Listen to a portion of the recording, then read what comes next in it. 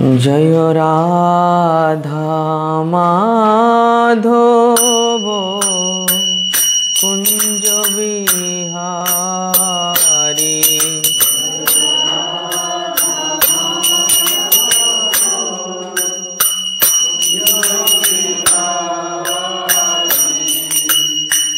गोपीजन वल्लभ गिरिवरधारी।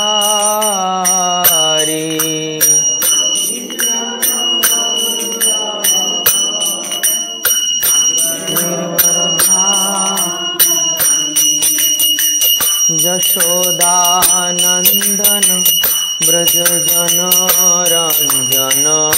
यशोदानंदन यमुना तीर वनचारी।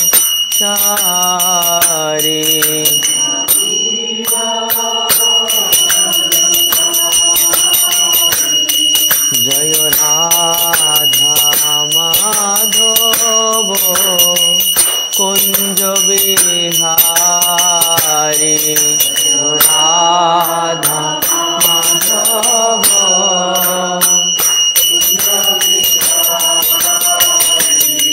हरे कृष्णा कृष्ण कृष्णा हरे हरे। हरे राम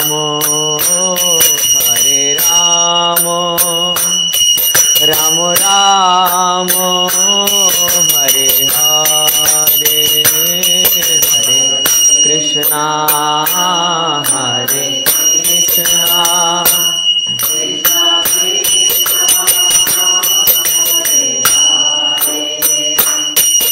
हरे राम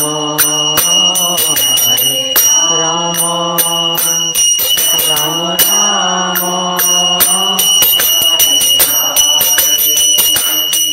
हरे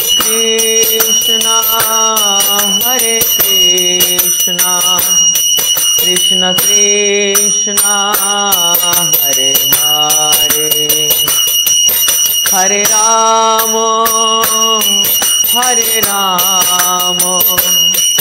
राम राम हरे हरे।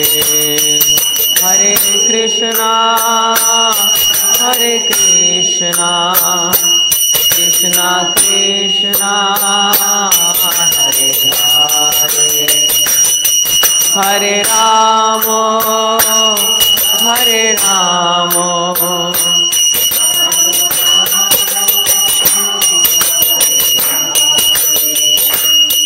जय राधा माधव राधा माधव राधे।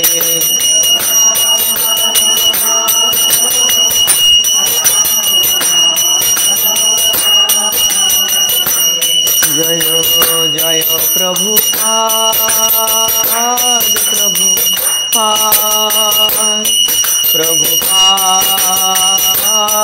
प्रभुपाद जय जय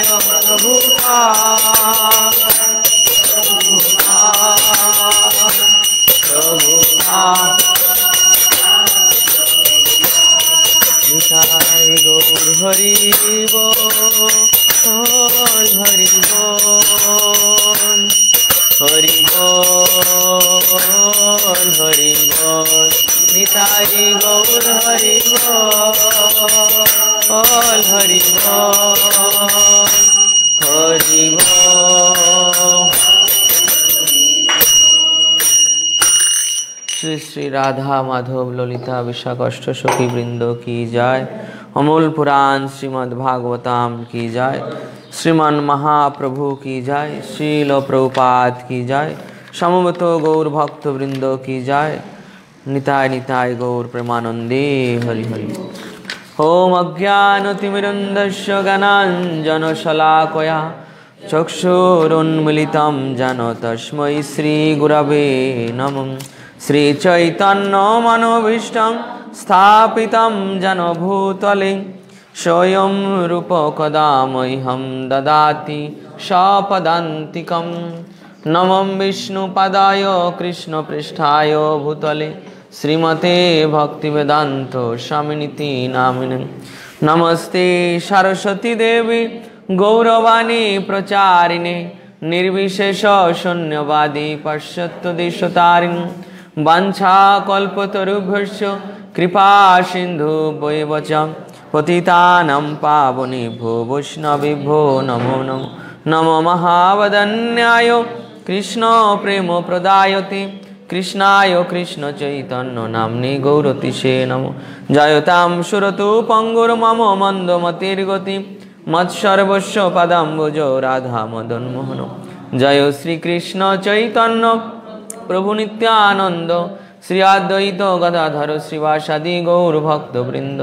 हरे कृष्ण कृष्ण कृष्ण हरे हरे हरे राम राम राम हरे हरे।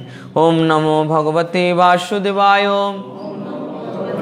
ओम नमो भगवते वासुदेवाय ओम नमो भगवते वासुदेवाय।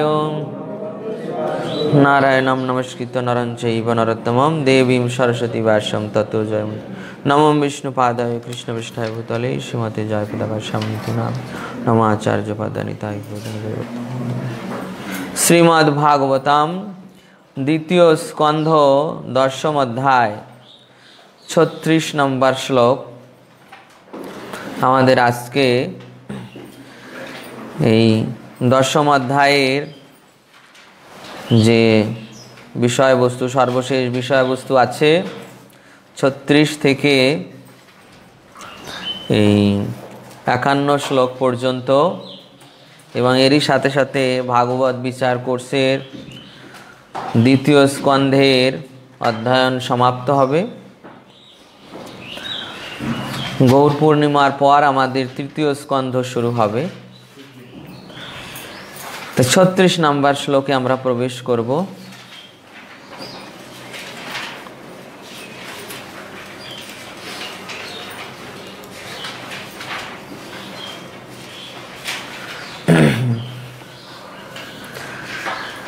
सवाच्यवाचकतया भगवान् ब्रह्मरूपधृक् नामरूप क्रिया धत्ते सकर्मा कर्मक परम। परमेश्वर भगवान तार चिन्मय नाम रूप लीला परिकर एवं वैचित्र्येर विषय हुए निजेके अप्राकृत रूपे प्रकाश करें। যদিও তিনি এই সমস্ত কার্যকলাপের দ্বারা কখনো প্রভাবিত হন না, তথাপি মনে হয় যেন তিনি সেই সমস্ত কার্যকলাপে লিপ্ত।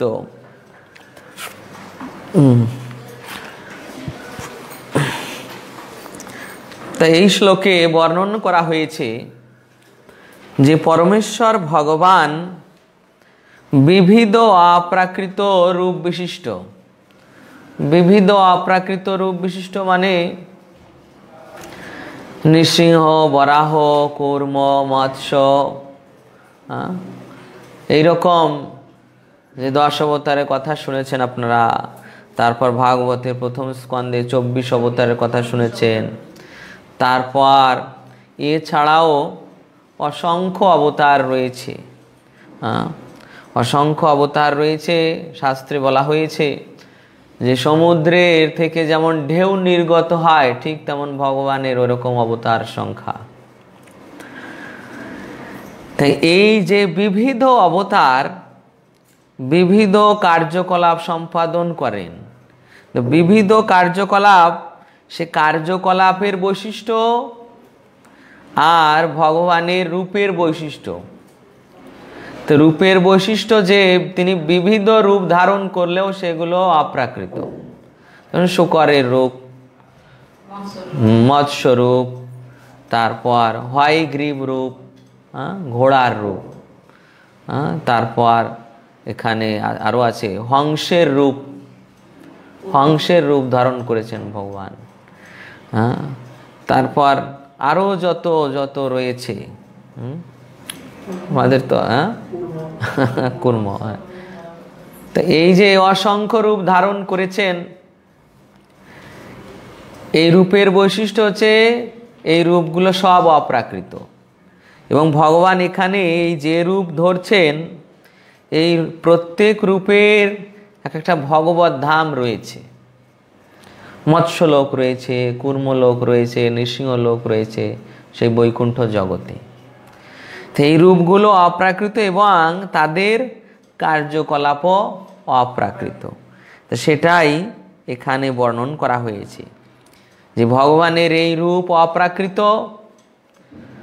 মায়াবাদীদের সিদ্ধান্ত হচ্ছে যে শ্রী বিষ্ণু এই জগতে এসে এই যে বরাহ রূপ বা আদি রূপ ধারণ করেন, এটা তিনি মায়ার দ্বারা এই শরীর রচনা করেন।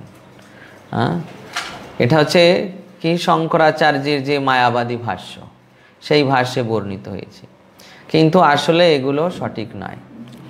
ভগবান এই জগতে যে রূপে আসছেন, অবতরণ করছেন, তার সেই রূপ নিত্য এবং অপ্রাকৃত।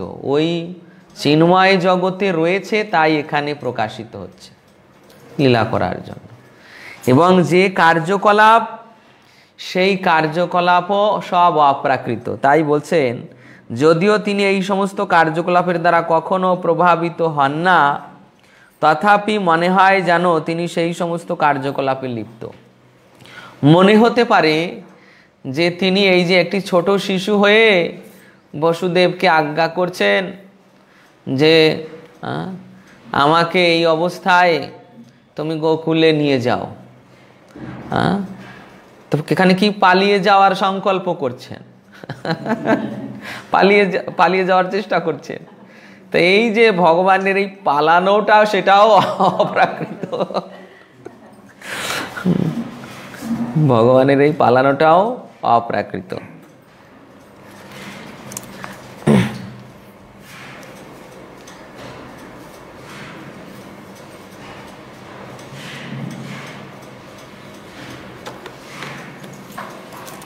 এরপর দেখুন, যেখানে ভগবদ গীতার 4th অধ্যায়ের 14 নম্বর শ্লোক একটি দেওয়া হয়েছে যে ন মাম কর্মাণি লিপ্যন্তি ন মে কর্ম ফলে স্পৃহা ইতি মাম যোভি জানাতি কর্মভীর্ণ সবদ্ধতে। অর্থাৎ ভগবান এই বিবিধ কর্মে যুক্ত হলেও তার কর্মফলে কোনো স্পৃহা নেই। আর এই কর্মে যে যুক্ত হয়েছেন, এর দ্বারা তিনি ওই কর্মের ফলের দ্বারা প্রভাবিত হন না, কলুষিত হন না। যেমন চুরির লীলা, যখন তিনি এই চৌর্য কার্য করতেন, চৌর্য কার্য মানে চুরি করা, মাখন চুরি। তারপর অনেক অনেক কিছু করেছেন, ঘরের ভিতরে ঢুকে তাদের সম্পদ নষ্ট করেছেন। বিভিন্ন ধরনের কার্য করা সত্ত্বেও তার যেহেতু তার কর্মফলে কোনো স্পৃহা নেই এবং তিনি যেহেতু চিন্ময় স্তরে অধিষ্ঠিত, তাই তিনি শুভ অশুভ সমস্ত কর্মের ঊর্ধ্বে। এই জন্য কোনো কর্ম তাকে প্রভাবিত করতে পারে না, তিনি সমস্ত কর্মের ঊর্ধ্বে।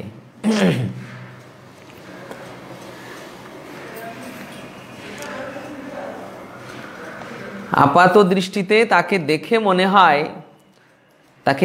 মনে হয় যে তিনি এই সমস্ত কি কার্য আসক্তির সঙ্গে করছেন।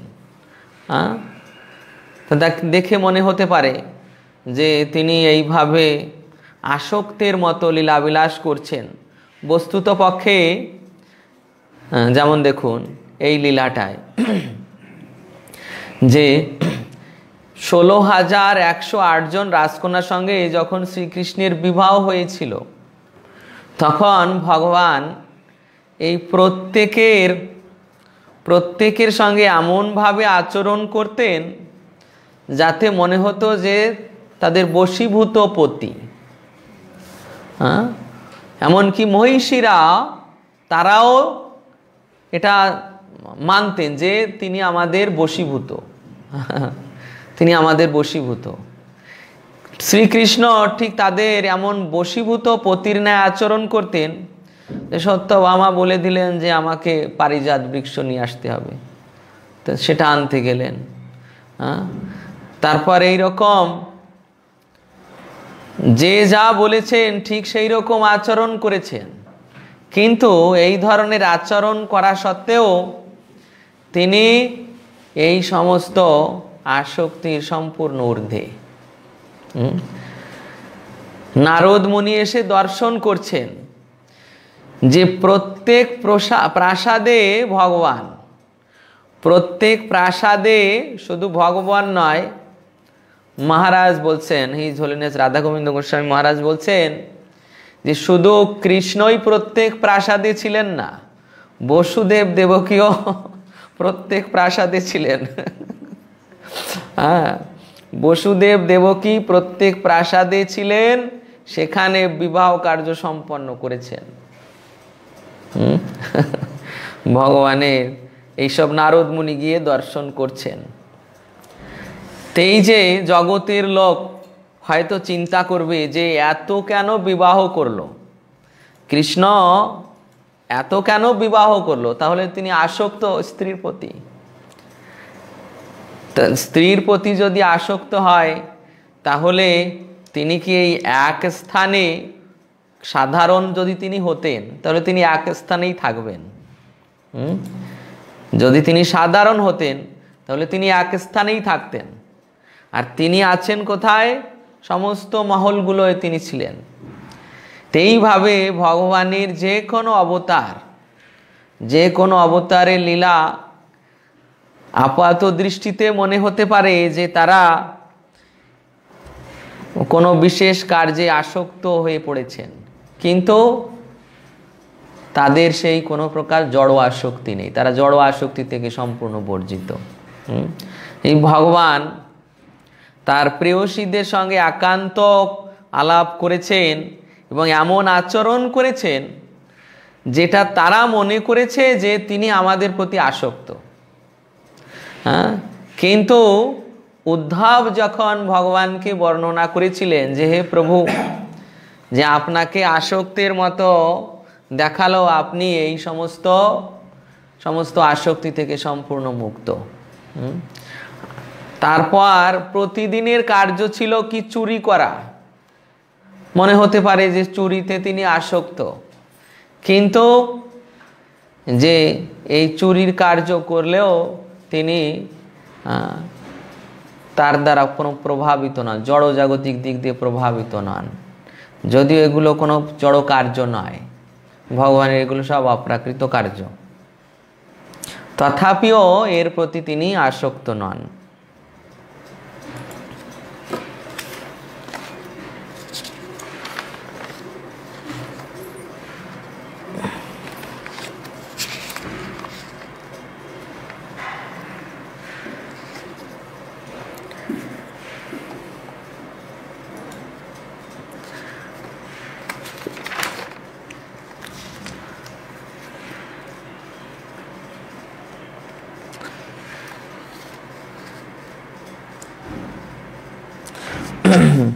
তাৎপর্যের শেষের দিকে দেখুন,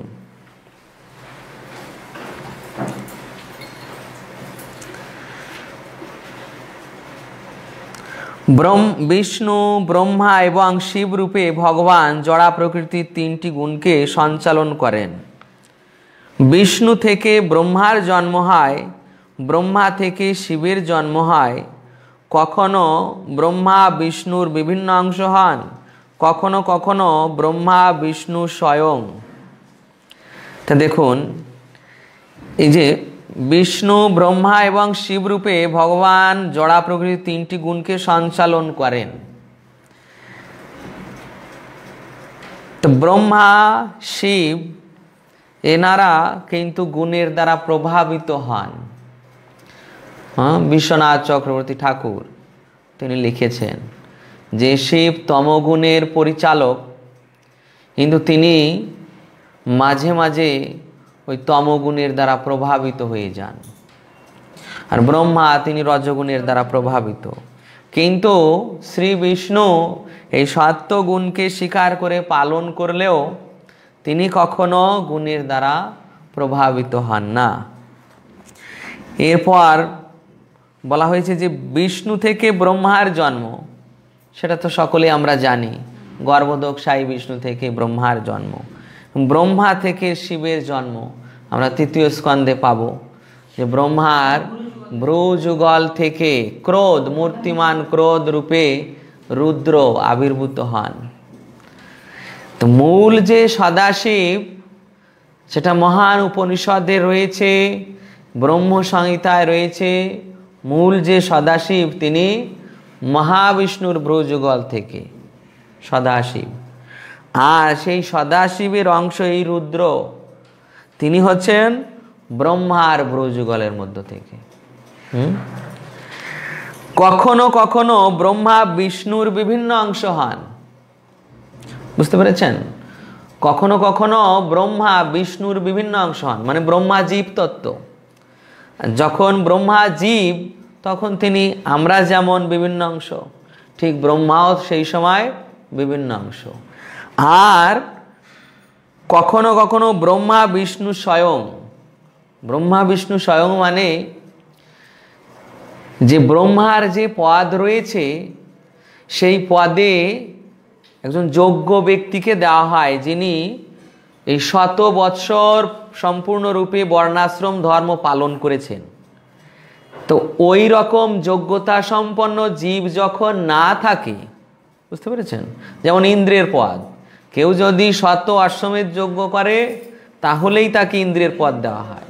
আর ঠিক ব্রহ্মার পদ কেউ যখন 100 জন্ম বর্ণাশ্রম ধর্ম পালন করেন তখন তাকে ব্রহ্মার পদ দেওয়া হয়। যদি ওই যোগ্যতা যদি কারো না থাকে তখন শ্রী বিষ্ণু স্বয়ং ব্রহ্মা হন। এটাই বলছে যে কখনো কখনো ব্রহ্মা বিষ্ণু স্বয়ং, যখন ওই ব্রহ্মার উপযুক্ত কোনো ব্যক্তি না থাকেন।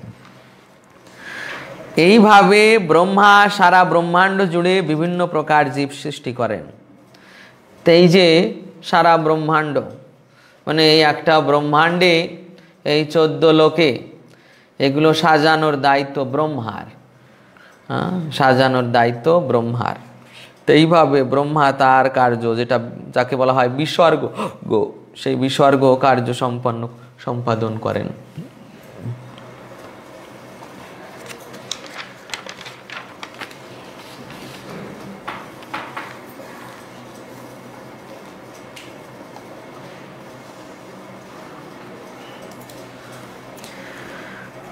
এরপর দেখুন 41 নম্বর, 37, 38, 39, 40।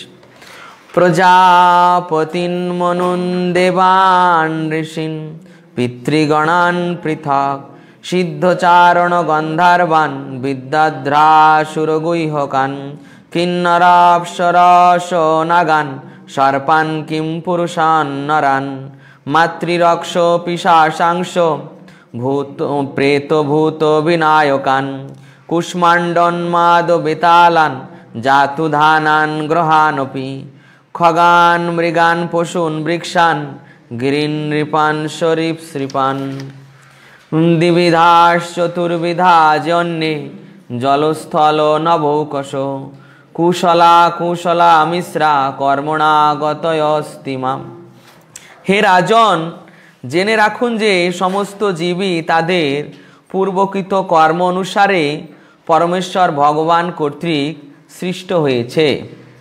ব্রহ্মা এবং দক্ষ আদি প্রজাপতিগণ, বৈবস্বত মনু প্রমুখ মনুগণ, ইন্দ্র চন্দ্র বরুণ আদি দেবতাগণ, ভৃগু ব্যাস বশিষ্ঠ আদি ঋষিগণ, পিতৃলোক সিদ্ধলোকের অধিবাসীগণ, চারণ গন্ধর্ব বিদ্যাধর, অসুর যক্ষ কিন্নর অপ্সরা, নাগ সর্প কিমপুরুষ, নর মাতৃ রাক্ষস পিশাচ ভূত প্রেত বিনায়ক কুষ্মাণ্ড উন্মাদ বেতাল জাতুধান গ্রহ মৃগ পশু বৃক্ষ সরীসৃপ পর্বত স্থাবর জঙ্গম সমূহ জীবসমূহ জরায়ুজ অণ্ডজ সেদজ এবং উদ্ভিজ আদি চতুর্ভুজ প্রাণী জলচর ভূচর ও খেচর সমূহ সুখী অসুখী অথবা সুখ দুঃখের মিশ্রণ অবস্থায় সমস্ত জীব তিনি সৃষ্টি করেছেন তাদের পূর্বকৃত কর্ম অনুসারে। তো তো পূর্বকৃত কর্ম অনুসারে এই যে ভগবান তাদের সৃষ্টি করেছেন, যদিও তিনি সরাসরি করেননি, তার প্রতিনিধিদের মাধ্যম দিয়ে করেছেন।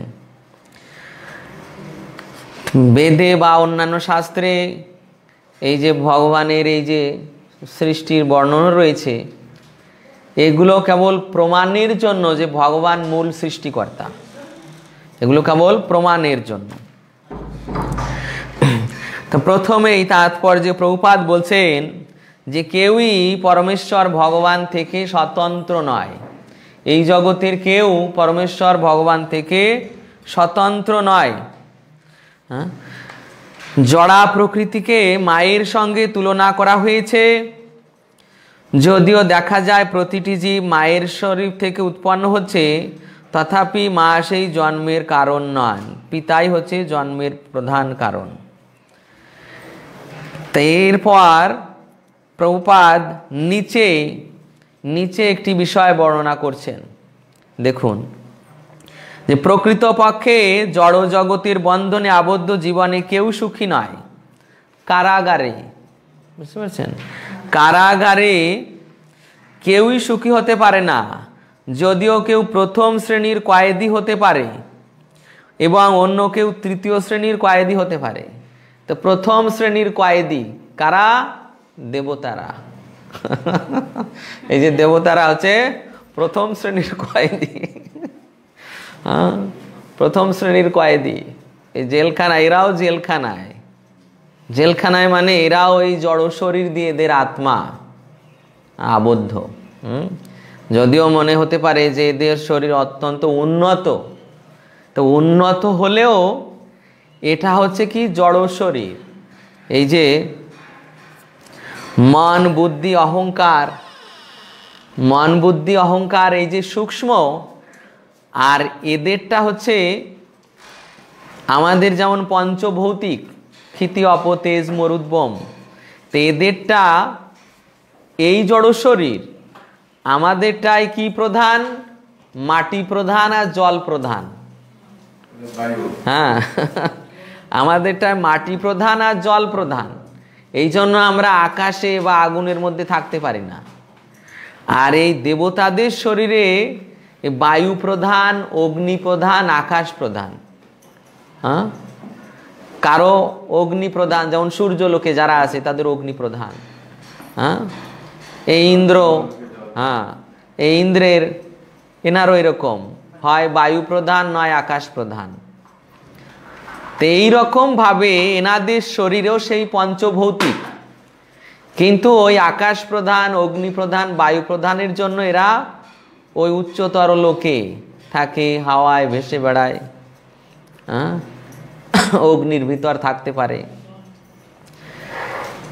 তো এদের শরীরটাও ঠিক এরকম, অতএব এদের আত্মাও এই জেলখানায় বন্দী। যদিও এদের জেলখানাটা কি বলা হয়েছে যে প্রথম শ্রেণীর কয়েদির মতো, এরা প্রথম শ্রেণীর কয়েদি।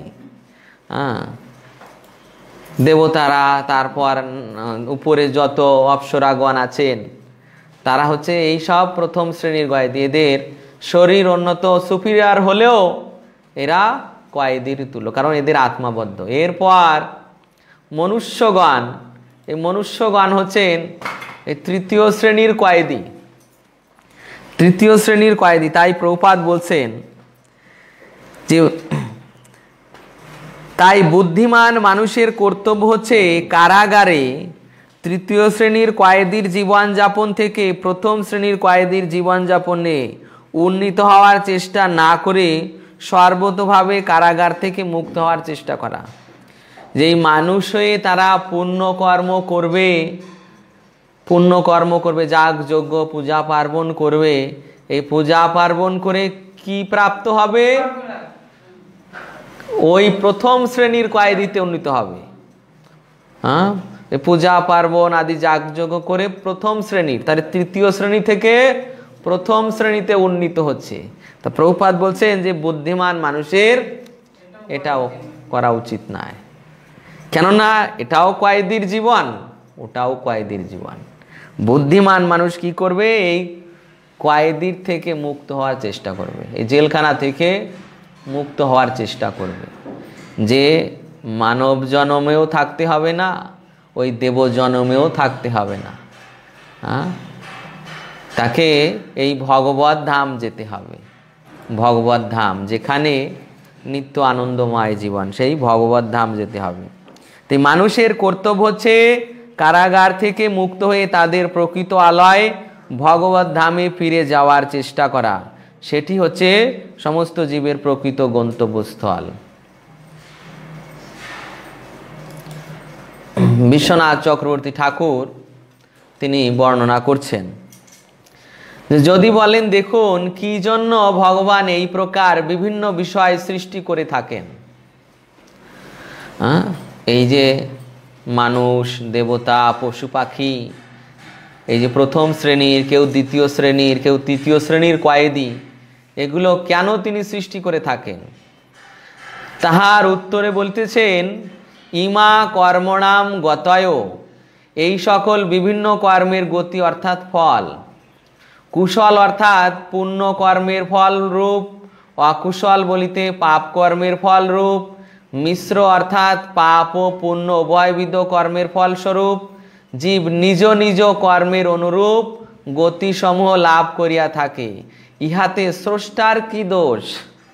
বুঝতে পেরেছেন, যে জীব তার নিজের কৃত কর্মেরই ফল ভোগ করে থাকে, এতে স্রষ্টার কি দোষ? ভগবানের এতে কি দোষ? ইহার দ্বারা যাবত্য কর্মগতয় যাদৃশীর দ্বিজসত্তম, হে দ্বিজসত্তম, কর্মপ্রাপ্য স্থান সকলের সংখ্যা যত এবং যে সকল যে প্রকার তাহাও বলিতে আজ্ঞা হোক। দ্বিতীয় স্কন্দের অষ্টম অধ্যায়ে মহারাজ পরীক্ষিতের এই প্রশ্নের উত্তর প্রদত্ত হইল। দ্বিতীয়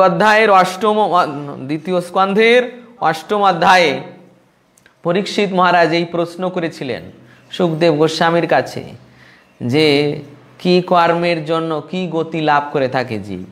তো সেই প্রশ্নের উত্তর এখানে প্রদান করছেন।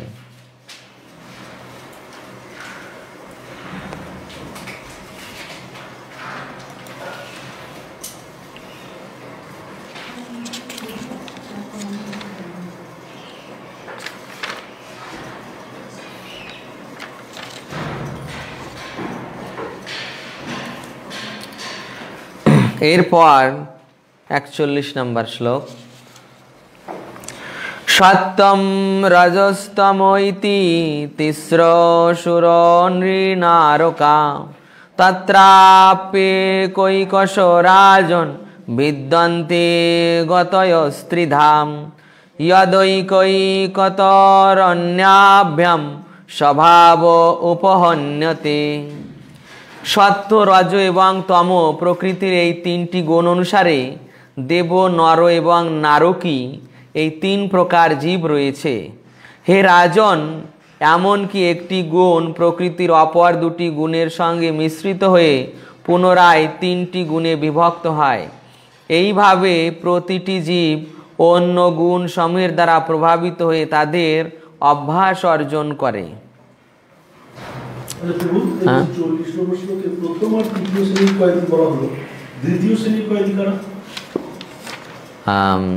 এখানে এটাই উল্লেখ করা হয়েছে। হ্যাঁ, এখানে উল্লেখ, আর দ্বিতীয় শ্রেণী যদিও এখানে দেয়নি, দ্বিতীয় শ্রেণী দেয়নি যদিও, দেবতা এবং দেবতা প্রথম শ্রেণী, তৃতীয় শ্রেণী দেওয়া হয়েছে। আর দ্বিতীয় শ্রেণীতে সম্ভবত মানুষের থেকে যারা উন্নত, মানুষের থেকে যাদের আরো উন্নত শরীর তাদের দেওয়া হয়েছে। যেমন আমাদের থেকে আরো উন্নত এই ভূবলোকের বাসিন্দারা। তো জাস্ট একটা উদাহরণ দেওয়া হয়েছে যে জাস্ট একটা উদাহরণ দেওয়া হয়েছে যে কেউ এই তৃতীয় শ্রেণীতে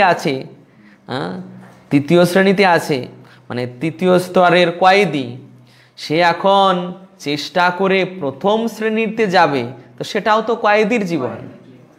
তো এখানে এই নির্দেশ করা হয়েছে যে এই প্রথম তৃতীয় শ্রেণী থেকে প্রথম শ্রেণীতে যাওয়ার কি দরকার, এর থেকে যাতে এই কারাগার থেকে মুক্ত হওয়া যায়, এটাই হচ্ছে আলোচ্য বিষয়। যাতে ওই কারাগারে জীবনে উন্নীত না হয়ে যাতে আমরা ভগবত ধামে উন্নীত হই, সেই প্রচেষ্টা করা।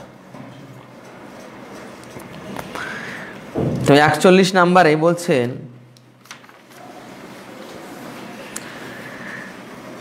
যে সত্য রজ তম প্রকৃতির এই 3টি গুণ অনুসারে দেব নর নারকী।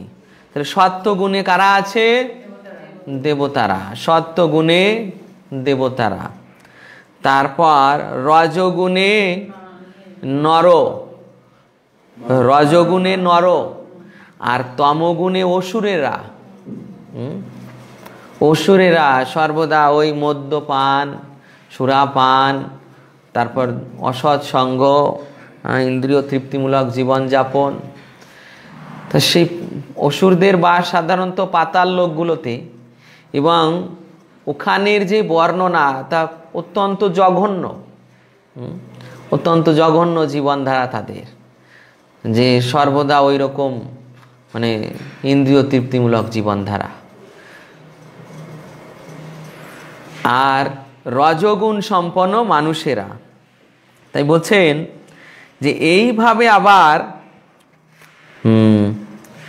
রজগুণ, দেখুন একটা গুণ অপর দুটি গুণের জন্য, যেমন কারো রজতম, কেউ মনে করুন সত্যগুণে, কেউ সত্যগুণে, তার হঠাৎ করে রজগুণের আধিক্য দেখা দিল, তাহলে তার ওই সত্যগুণটা ডাউন হয়ে যাবে। হ্যাঁ, যেমন আমরা হঠাৎ করে অনেক সময় ক্রোধিত হয়ে যাই, ক্রোধ হচ্ছে তমগুণের লক্ষণ। তো মনে করুন আমি সত্যগুণে হঠাৎ করে কোনো একটা বিষয়ের জন্য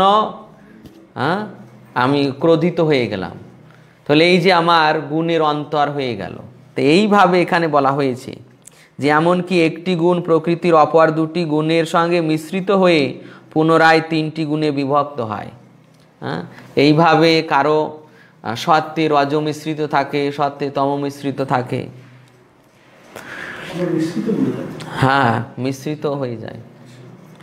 কেউ যদি, প্রপাত বলছেন 5ম লাইনে কি 6ষ্ঠ লাইনে, কেউ যদি সৎসঙ্গ করে তাহলে তার মধ্যে সত্যগুণের বিকাশ হওয়ার সম্ভাবনা থাকে, আর কেউ যদি অসৎ সঙ্গ করে তাহলে তার মধ্যে তমগুণের বিকাশ হওয়ার সম্ভাবনা থাকে। যে একজন তামসিক ব্যক্তি তিনি যদি সৎসঙ্গ করতে শুরু করেন, একজন তামসিক ব্যক্তি, তমগুণের ব্যক্তি, তিনি যদি সৎসঙ্গ করতে শুরু করেন তাহলে সে ধীরে ধীরে সত্যগুণের স্তরে পৌঁছাবে। যেমন আমাদের আগে কত বাজে অভ্যাস ছিল, 8টা-9টা পর্যন্ত ঘুমিয়ে থাকা, তারপর সকালে স্নান না করা, হ্যাঁ সকালে স্নান করা, ওই সকালে উঠে অমনি খেয়ে নেওয়া অভ্যাস ছিল, বাসি বিছানায় চা খাওয়া অভ্যাস ছিল। এগুলো আসলে তমগুণের ক্রিয়া। তাই সেই তমগুণে আমরা ওইভাবে যখন তমগুণে ছিলাম, তারপরে কৃষ্ণভূমিত গ্রহণ করে এই যে আমরা এই সত্যগুণের আদর্শ গ্রহণ করেছি, তারপর আমরা এখন অভ্যাস করতে করতে একটু সত্যগুণে পৌঁছেছি। তো ঠিক এরকম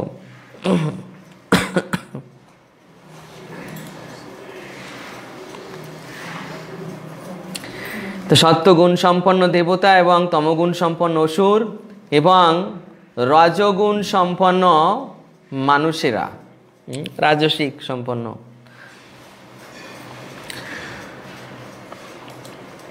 দেখুন সৎসঙ্গের মাধ্যমে সত্যগুণের বিকাশ। একটা শিশু সাধারণত এই বয়সে তার ভোরবেলা খেলাধুলা কি ঘুমিয়ে থাকার অভ্যাস, কিন্তু সাধু সঙ্গে পড়ে সে জপ করছে, ওই সময়টা সাধু সঙ্গের প্রভাবে ভোরবেলা উঠে জপ করছে, স্নান করছে, জপ করছে, তাহলে সত্যগুণের অভ্যাস হচ্ছে।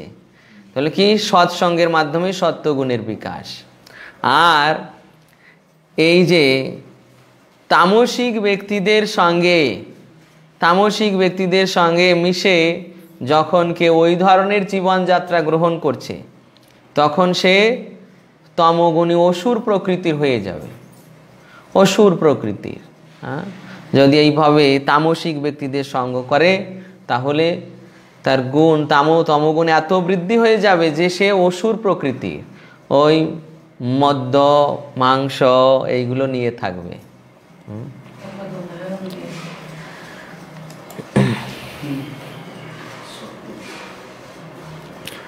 অসৎ সঙ্গে তমগুণের বিকাশ।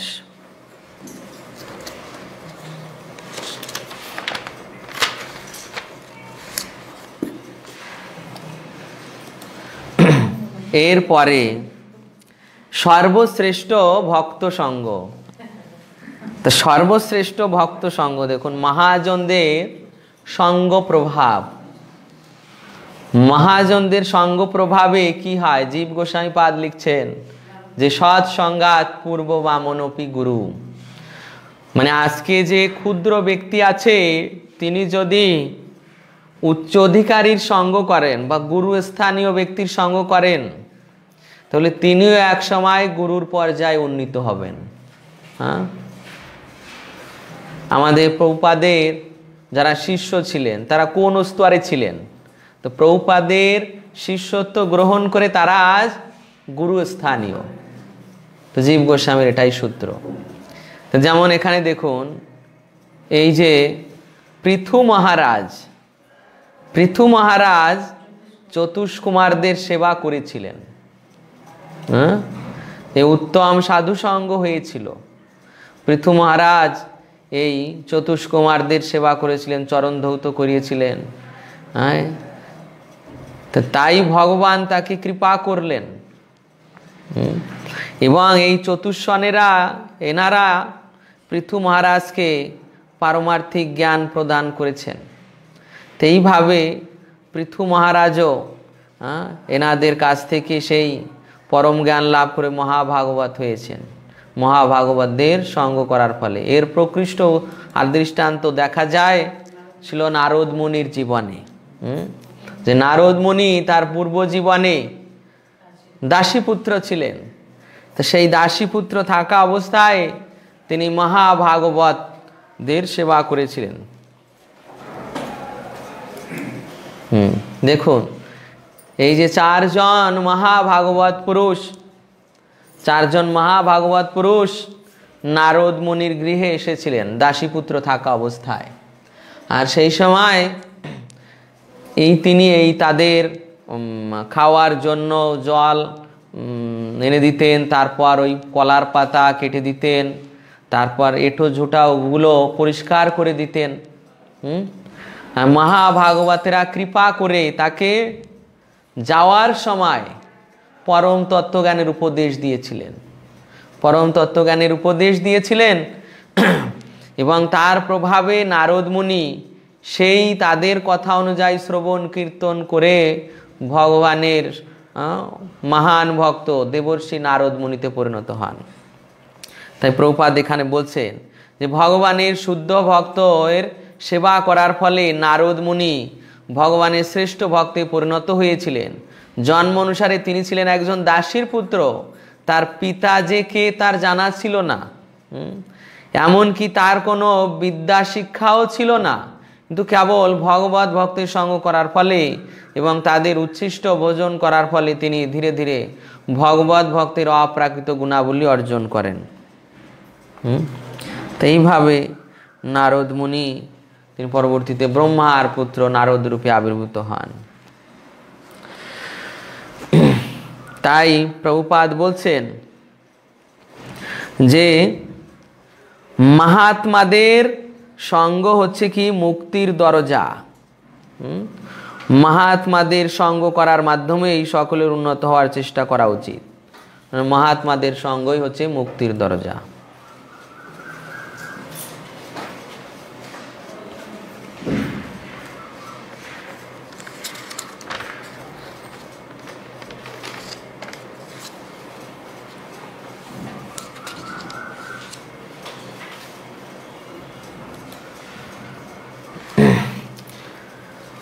বিশ্বনাথ চক্রবর্তী ঠাকুর টিকায় বলছেন যে সেই গতি সকলেরও সত্যাদি গুণ সমূহই কারণ। ইহা বলতেছেন সত্যমিতি, অর্থাৎ সত্য রজ তম এই তিন গুণ অনুসারে দেবতা মনুষ্য পক্ষী প্রভৃতি উত্তম মধ্যম অধম এই তিন প্রকার প্রাণী ও জীবগণের শুভ অশুভ ও মিশ্রিত এই তিন প্রকার কর্মফল হইয়া থাকে। তিস্র গতয় তিনটি গতি যথাক্রমে সত্যগুণে দেবতা, রজগুণে মনুষ্য এবং তমগুণে নারকী, এই তিন প্রকার শরীর প্রাপ্তি হইয়া থাকে। তাহার মধ্যেও তিন প্রকার কর্মফলের প্রত্যেকটি তিন প্রকার হইয়া থাকে। ইহাতে 9টি গতি হইল। বুঝতে পারছেন 9টি গতি কিভাবে হলো? হ্যাঁ, অর্থাৎ যখন সত্যাদি অর্থাৎ সত্য রজতম এক একটি গুণ অন্য দুটি গুণের দ্বারা বাধা প্রাপ্ত হয়। সত্যগুণ, যেমন সত্যগুণে আমি রজগুণের দ্বারা বাধা পাচ্ছি, আবার তমগুণের দ্বারা বাধা পাচ্ছি। তো এইভাবে তিনটি করে 9টি গুণ হয়ে যাচ্ছে, 9টি প্রকাশ হয়ে যাচ্ছে। হ্যাঁ, যেমন রজগুণের স্বভাবিষ্ট মনুষ্য সত্যগুণের স্বভাবের মিশ্রণের আধিক্যবশত ব্রাহ্মণ। হ্যাঁ, রজগুণের মানুষ তা সত্যগুণের স্বভাবিষ্ট মানুষের সঙ্গ প্রভাবে তিনি ব্রাহ্মণ হয়ে যাচ্ছেন।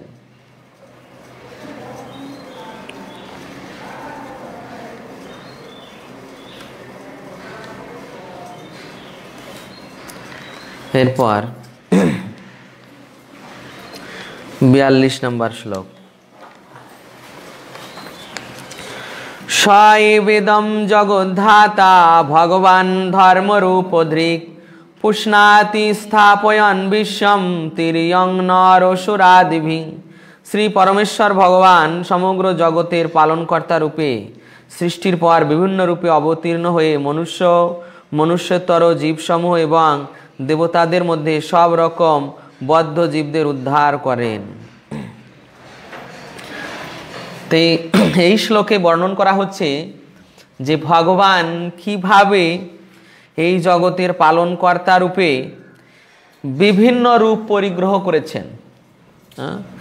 এখানে 10 অবতারেই তো আপনারা দেখতে পাচ্ছেন যে এই যে ভগবানের 10 অবতার বিভিন্ন ধরনের রূপ পরিগ্রহ করেছেন। মৎস্য, কূর্ম, বামন, পরশুরাম, বলরাম, বরাহ, নৃসিংহ, রামচন্দ্র, তারপর কল্কি অবতার, 10 অবতার। তো এই 10 অবতার এছাড়াও ভাগবতে 24 অবতার রয়েছে। তো এখানে বলছেন যে তিনি মৎস্য, বরাহ, বৃক্ষ ইত্যাদি রূপে অবতরণ করেন। মৎস্য, বরাহ, বৃক্ষ রূপে তো শোনা যায়নি, প্রভুপাদ এখানে বলছেন বৃক্ষ রূপে অবতরণ করেছেন। যদিও আমি কোনো লীলায় পাইনি যে ভগবান বৃক্ষ রূপে অবতরণ করেছেন, হয়তো অন্যান্য পুরাণে বা অন্যান্য স্থানে থাকতে পারে। বৃক্ষরূপে তার অবতরণের লীলাবিলাস শ্রবণ করা হয়নি আমার। তো মৎস্য, বরাহ, কূর্ম এই অবতার লীলাবিলাস আপনারা হয়তো শুনেছেন। মৎস্যরূপে ভগবান সত্যব্রতের সঙ্গে লীলাবিলাস করেছেন। প্রলয় সলিলে সত্যব্রতকে তিনি বৈদিক জ্ঞান উপদেশ করেছিলেন। কূর্মরূপে তিনি সমুদ্র মন্থন লীলায় সহায়তা করেছেন। বরাহরূপে পৃথিবীকে উত্তোলন করেছেন 2 বার। নৃসিংহরূপে প্রহ্লাদ মহারাজকে রক্ষা করেছেন। বামন রূপে তিনি ইন্দ্রকে স্বর্গরাজ্য পুনরায় প্রদান করেছেন। তারপর হংসরূপে তিনি ব্রহ্মার 4 পুত্র সনক, সনাতন, সনন্দন, সনত কুমার এদেরকে জ্ঞান প্রদান করেছেন। ব্রহ্মা প্রদান করতে পারেননি, ভগবান এসে হংসরূপে করেছেন। হয়গ্রীব এক অসুর ছিল, সে ঘোড়ার মূর্তি ধারণ করে বেদকে চুরি করে নিয়ে গিয়েছিল। আর ভগবান সেই হয়গ্রীবের রূপ মানে সেই ঘোড়ার রূপ ধারণ করে সেই হয়গ্রীব অসুরকে হত্যা করেছিলেন। এইভাবে ভগবানও বিভিন্ন রূপে অবতরণ করেছেন।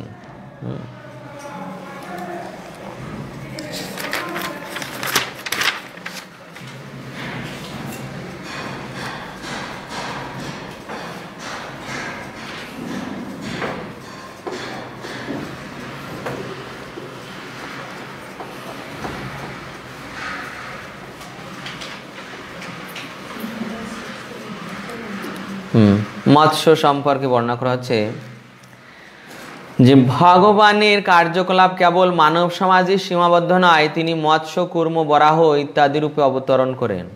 ভগবান মৎস্যদেব কি করেছিলেন? জড়জগতে মাছ অথবা শূকরকে মানুষের থেকে নিম্ন স্তরের জীব বলে বিবেচনা করা যেতে পারে, কিন্তু ভগবান যখন মৎস্য রূপে অথবা বরাহ রূপে আবির্ভূত হন তখন তাদের সম্বন্ধে জড়জগতের ধারণার কোনোটি তিনি নন। তিনি যে প্রত্যেক সমাজ ও যোনিতে প্রকট হন তা তার অহৈতুকী কৃপা, কিন্তু তা বলে তাকে কখনো নিম্নজনী সম্ভূত বলে মনে করা উচিত নয়। অর্থাৎ ভগবান মৎস্যরূপ ধারণ করলেও তিনি ওই অপ্রাকৃত স্তরে এবং অপ্রাকৃত কার্য করছেন। সাধারণভাবে আমরা মৎস্যকে ঘৃণা করি, কিন্তু ভগবান সেই স্তরে নন।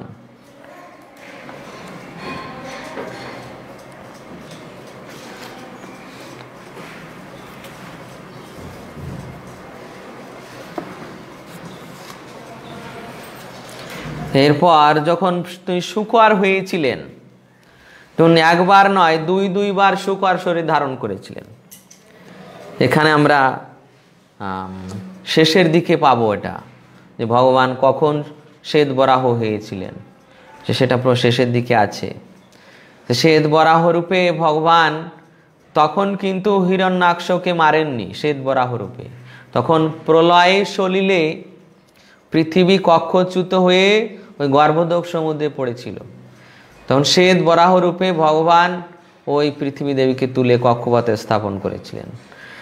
আর এই চাক্ষুষ মন্বন্তরে, ষষ্ঠ মন্বন্তরে এই ভগবান লোহিত বরাহ রূপে তখন এই হিরণ্যাক্ষকে বধ করেছিলেন।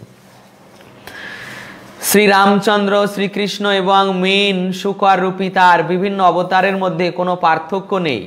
তিনি সর্বজ্ঞ, আবার যুগপৎভাবে একটি নির্দিষ্ট স্থানে অবস্থিত, কিন্তু অল্পজ্ঞ মূর্খ মানুষেরা ভগবানের পরম ভাব সম্বন্ধে জ্ঞানের অভাবে বুঝতে পারে না পরমেশ্বর ভগবান কিভাবে মনুষ্য রূপ অথবা মীন রূপ ধারণ করতে পারেন।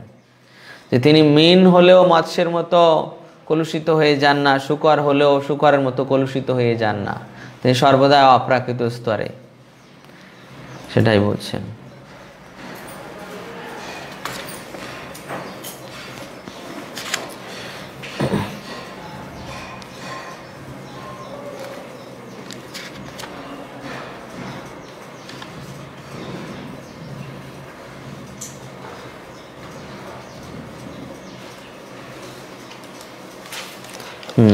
বিশ্বনাথ চক্রবর্তী ঠাকুর টিকায় বলছেন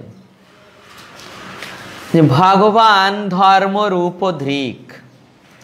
ধর্ম শব্দে এখানে বিষ্ণু, ধর্ম বলতে শ্রী বিষ্ণুকে বোঝানো হয়েছে। সেই ভগবান বিষ্ণু রূপ ধারণ করিয়া জগতের পরিপালন করিতেছেন। ধর্ম পদের দ্বারা ধর্ম হইতে রক্ষা, অধর্ম হইতে নাশ, এই রূপ ধর্ম অধর্মের দ্বারা জগতের সৃষ্টি হইয়া থাকে, ইহা দোতনা করিতেছেন। তির্যক প্রভৃতিরও স্বদত্ত স্বভাবের দ্বারা পোষণ হইয়া থাকে, যেমন পশু পক্ষীগণ নিজ নিজ পুত্র মিত্র কলত্রাদির পালন করিয়া থাকে। যে স্বভাবের দ্বারা পোষণ। তির্যক প্রাণী, তির্যক মানে যারা, যেমন গাভী তির্যক, তারপর পাখি বার্ডস তির্যক প্রাণী। এনারা কি স্বভাবের দ্বারা পোষণ করে থাকে? স্বদত্ত স্বভাবের দ্বারা, অর্থাৎ তাদের যে স্বভাব দেওয়া হয়েছে, স্নেহ, পাখি তাদের বাচ্চাদের ওই ডানার তলে রেখে লালন পালন করে। আর ঠিক ভগবানও ভক্ত বৎসল, তার স্বভাবের দ্বারা তার ভক্তদের, তার পরিকরদের পালন করেন, সেটাই বলা হয়েছে। যে ভগবানও ঠিক তেমন ওই সেই পশু পাখিদের স্বভাব যেমন তাদের সন্তানদের পরিপালন করা, ভগবানও তারও এরকম স্বভাব, তার যারা আশ্রিত, তার যারা পরিকর, তার যারা ভক্ত, তাদেরকে পরিপালন করা। যেটা দেখানো হয়েছে এই হংস অবতার। হংস অবতার রূপে ভগবান ব্রহ্মার 4 পুত্রকে উপদেশ প্রদান করেছিলেন।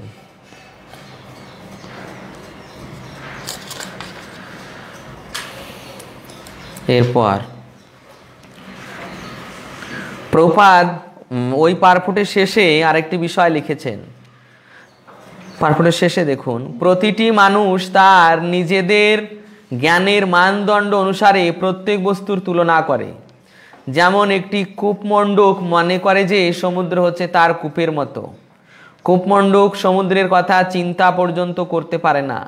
তাকে যখন সমুদ্রের বিশালতার কথা বলা হয় তখন যারা তথাকথিত বিজ্ঞান সংনিয়চ্ছতি তৎকালে ঘনানিকমিবা নিল।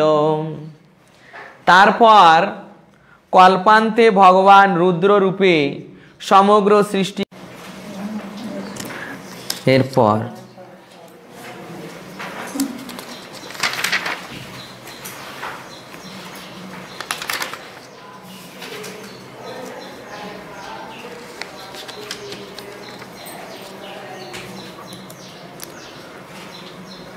ব্রহ্মার রাত্রি শেষে আবার সৃষ্টির প্রকাশ। তো ব্রহ্মার যখন রাত শুরু হয় তখন ব্রহ্মা গিয়ে এই গর্ভদোষায়ী বিষ্ণুর শরীরে, এই শরীরের ভিতর প্রবেশ করেন। শরীরের ভিতর প্রবেশ করে তিনি শয়ন করেন। ব্রহ্মার কল্পান্তে যখন প্রলয় হয়, এটা হচ্ছে কল্পান্তে প্রলয়। তো কল্পান্তে মানে একদিনের শেষে, একদিনের শেষে প্রলয়। একদিনের শেষে প্রলয়ে ব্রহ্মা এই গর্ভদোষায়ী বিষ্ণুর শরীরে যান। আর যেটা মহাপ্রলয় বলে, মহাপ্রলয় মানে মহাপ্রলয় হয় ব্রহ্মার আয়ুষ্কাল সমাপ্ত হলে। আয়ুষ্কাল মানে ব্রহ্মার আয়ুষ্কালকে কি বলা হয়? হ্যাঁ, ব্রহ্মার আয়ুষ্কালকে বলা হয় বিকল্প। হ্যাঁ, কল্প হচ্ছে তার একদিন, কল্প হচ্ছে তার একদিন, আর বিকল্প হচ্ছে ব্রহ্মার আয়ুষ্কাল 100 বছর। এই 100 বছর সময়কে বলা হয় বিকল্প। সেটাও শেষে আসবে। হ্যাঁ, তো এই ব্রহ্মার রাত্রি শেষে, রাত যখন শেষ হয়ে যায় তারপর তিনি আবার এই গর্ভদোষায়ী বিষ্ণুর নাভি থেকে প্রকাশিত হয়ে আবার এই ব্রহ্মাণ্ডগুলোকে সাজান। হ্যাঁ, তারপর ওই যে যে যে স্বভাবে ভিতরে ঢুকেছিল গর্ভদোষায়ী বিষ্ণুর শরীরে, সেই সেই স্বভাবে আবার বের হয়ে আসে। হ্যাঁ হ্যাঁ, আয়ুষ্কাল শেষ হলে ভগবত ধামে যান। কোন ব্রহ্মা? যিনি ভক্ত।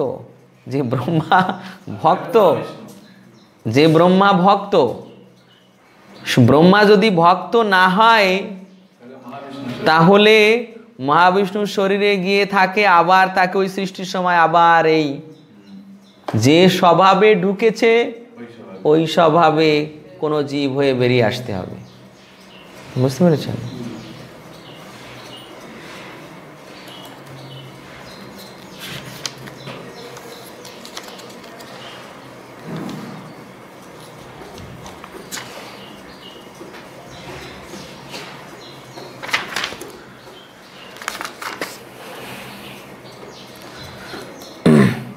এখানে বর্ণনা করা হচ্ছে যে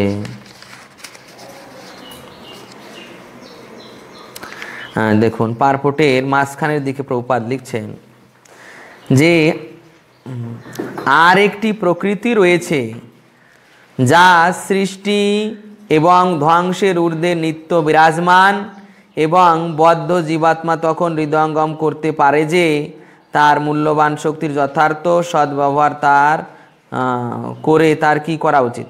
এখানে বলছেন যে আর একটি সৃষ্টি রয়েছে যা অপ্রাকৃত। অপ্রাকৃত মানে ধ্বংস এবং সৃষ্টির অতীত। আরেকটি সৃষ্টি রয়েছে যেটাকে বলা হয় পরাপ্রকৃতি। পরাপ্রকৃতি মানে ভগবত ধাম। তো এই ভগবত ধাম হচ্ছে পরাপ্রকৃতি।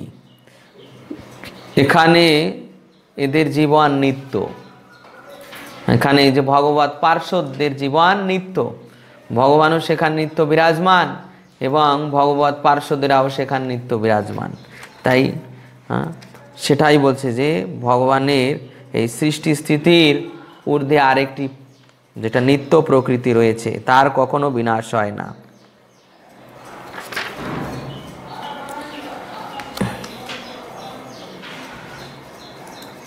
ঘনাবলীর যেটা উদাহরণ দেওয়া হয়েছে, ঘনাবলী দেখুন যে অনুবাদে, ঠিক যেমন বায়ু মেঘরাশিকে উড়িয়ে নিয়ে যায়, বায়ু যেমন মেঘরাশিকে উড়িয়ে নিয়ে যায়। আপনারা দেখেছেন হয়তো যখন পশ্চিম আকাশে কালো মেঘে ছেয়ে গিয়েছে, আর উত্তরে হাওয়া দিচ্ছে, তো তখন ওই মেঘরাশিকে যখন ওই প্রবল বায়ু উড়িয়ে নিয়ে যায়, তখন মেঘগুলো ছিন্ন ভিন্ন করে দেয়। যখন মেঘকে উড়িয়ে নিয়ে যায় তখন আর বৃষ্টি হয় না, তাই ছিন্ন ভিন্ন মেঘ। তা ঠিক কল্পান্তে ভগবান এইভাবে এই যে সাজানো সৃষ্টি, এই সাজানো সৃষ্টিকে সাজানো মেঘের সঙ্গে তুলনা করা হয়েছে।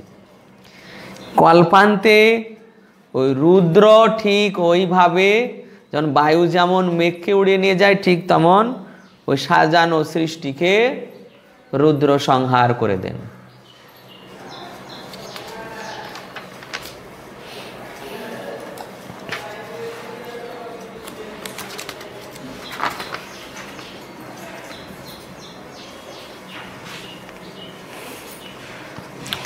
এই অনিত্য সৃষ্টি এইভাবে প্রকাশ হয় এবং ধ্বংস হয় কেবল সেই সমস্ত বদ্ধ জীবদের শিক্ষা প্রদান করার জন্য যারা অস্থায়ী বিষয়ের প্রতি আসক্ত, তাদের আত্ম উপলব্ধির একটি সুযোগ দান করাও এর অন্যতম উদ্দেশ্য। সকাম কর্মীদের পরম লক্ষ্য ইন্দ্রিয় সুখ প্রদান করা নয়।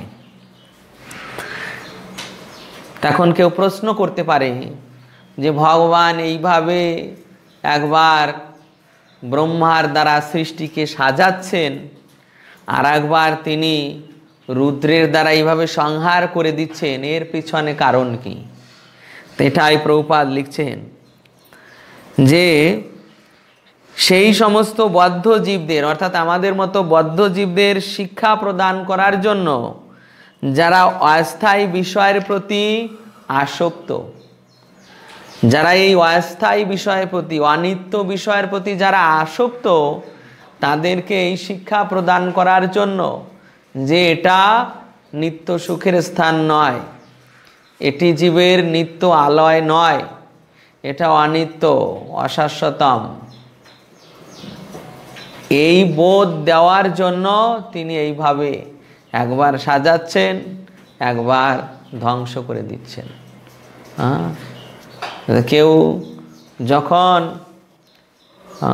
কেউ যখন অত্যন্ত জরাগ্রস্ত হয়ে যায়, বৃদ্ধ শরীর প্রাপ্ত হয়ে যায় ধ্বংসের মুখে, তখন সে মৃত্যুকে কামনা করে, স্বাভাবিকভাবে মৃত্যুকে কামনা করে। কেন? দেখা যায় যে এই রোগ শোক জরাজীর্ণ হয়ে তার শরীরের প্রতি আর আসক্তি থাকে না।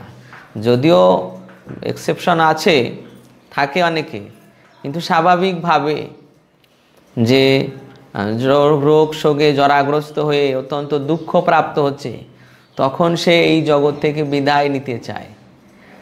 কেননা তার আসক্তি নষ্ট হয়ে যায়, আসক্তি নষ্ট হয়ে যায়। আমাদের এরকম একজন ভক্ত ছিল যে তার এমন অবস্থা হলো যে আত্মীয় স্বজন দেহত্যাগ করতে করতে, একটা মাত্র ভাই ছিল, পিতামাতা সব গিয়েছে, তারপর স্ত্রী পুত্র সব গিয়েছে, একটি মাত্র ভাই ছিল। সেই ভাই কখন একদিন জঙ্গলে গিয়েছে, তাকে বাঘে খেয়ে নিয়েছে। তো সে তখন ওই যা ছিল সব বিতরণ করে দিয়ে বৃন্দাবনে চলে গেল। তারপর এই যে আপনারা শুনেছেন, বেনের যে পিতা পুত্রের প্রতি দুঃখিত হয়ে, তার নাম ছিল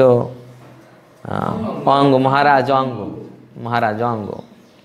তা সে পুত্রকে সুশীল করতে চেয়েছিলেন, অথচ পুত্রের স্বভাব চরিত্র ঠিক করতে না পেরে মনের দুঃখে স্ত্রীর প্রতি আসক্তি, পুত্রের প্রতি আসক্তি সব ছেড়ে চলে গেলেন। তো এইভাবে যে যখন আসক্তি থাকে না, তখনই সে এই প্রকার সমস্ত কিছু ত্যাগ করে চলে যায়। তো এখানে এই জড় বিষয়কে এইভাবে অনিত্য দেখিয়ে ভগবান যেই জড় বিষয়ের প্রতি আসক্তি ত্যাগের যে দৃষ্টান্ত দিচ্ছেন, উদাহরণ দিচ্ছেন, যে এই জগৎ অনিত্য, অশাশ্বতম। এটা আমাদের জড় বিষয়ের প্রতি আসক্তি কমানোর জন্য। এরপর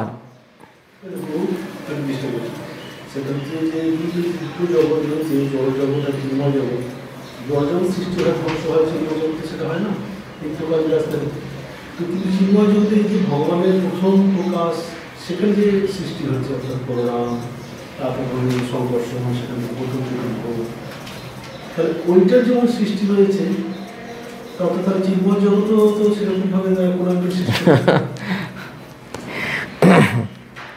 চিন্ময় জগতে ওটা যে কখন সৃষ্টি হয়েছে,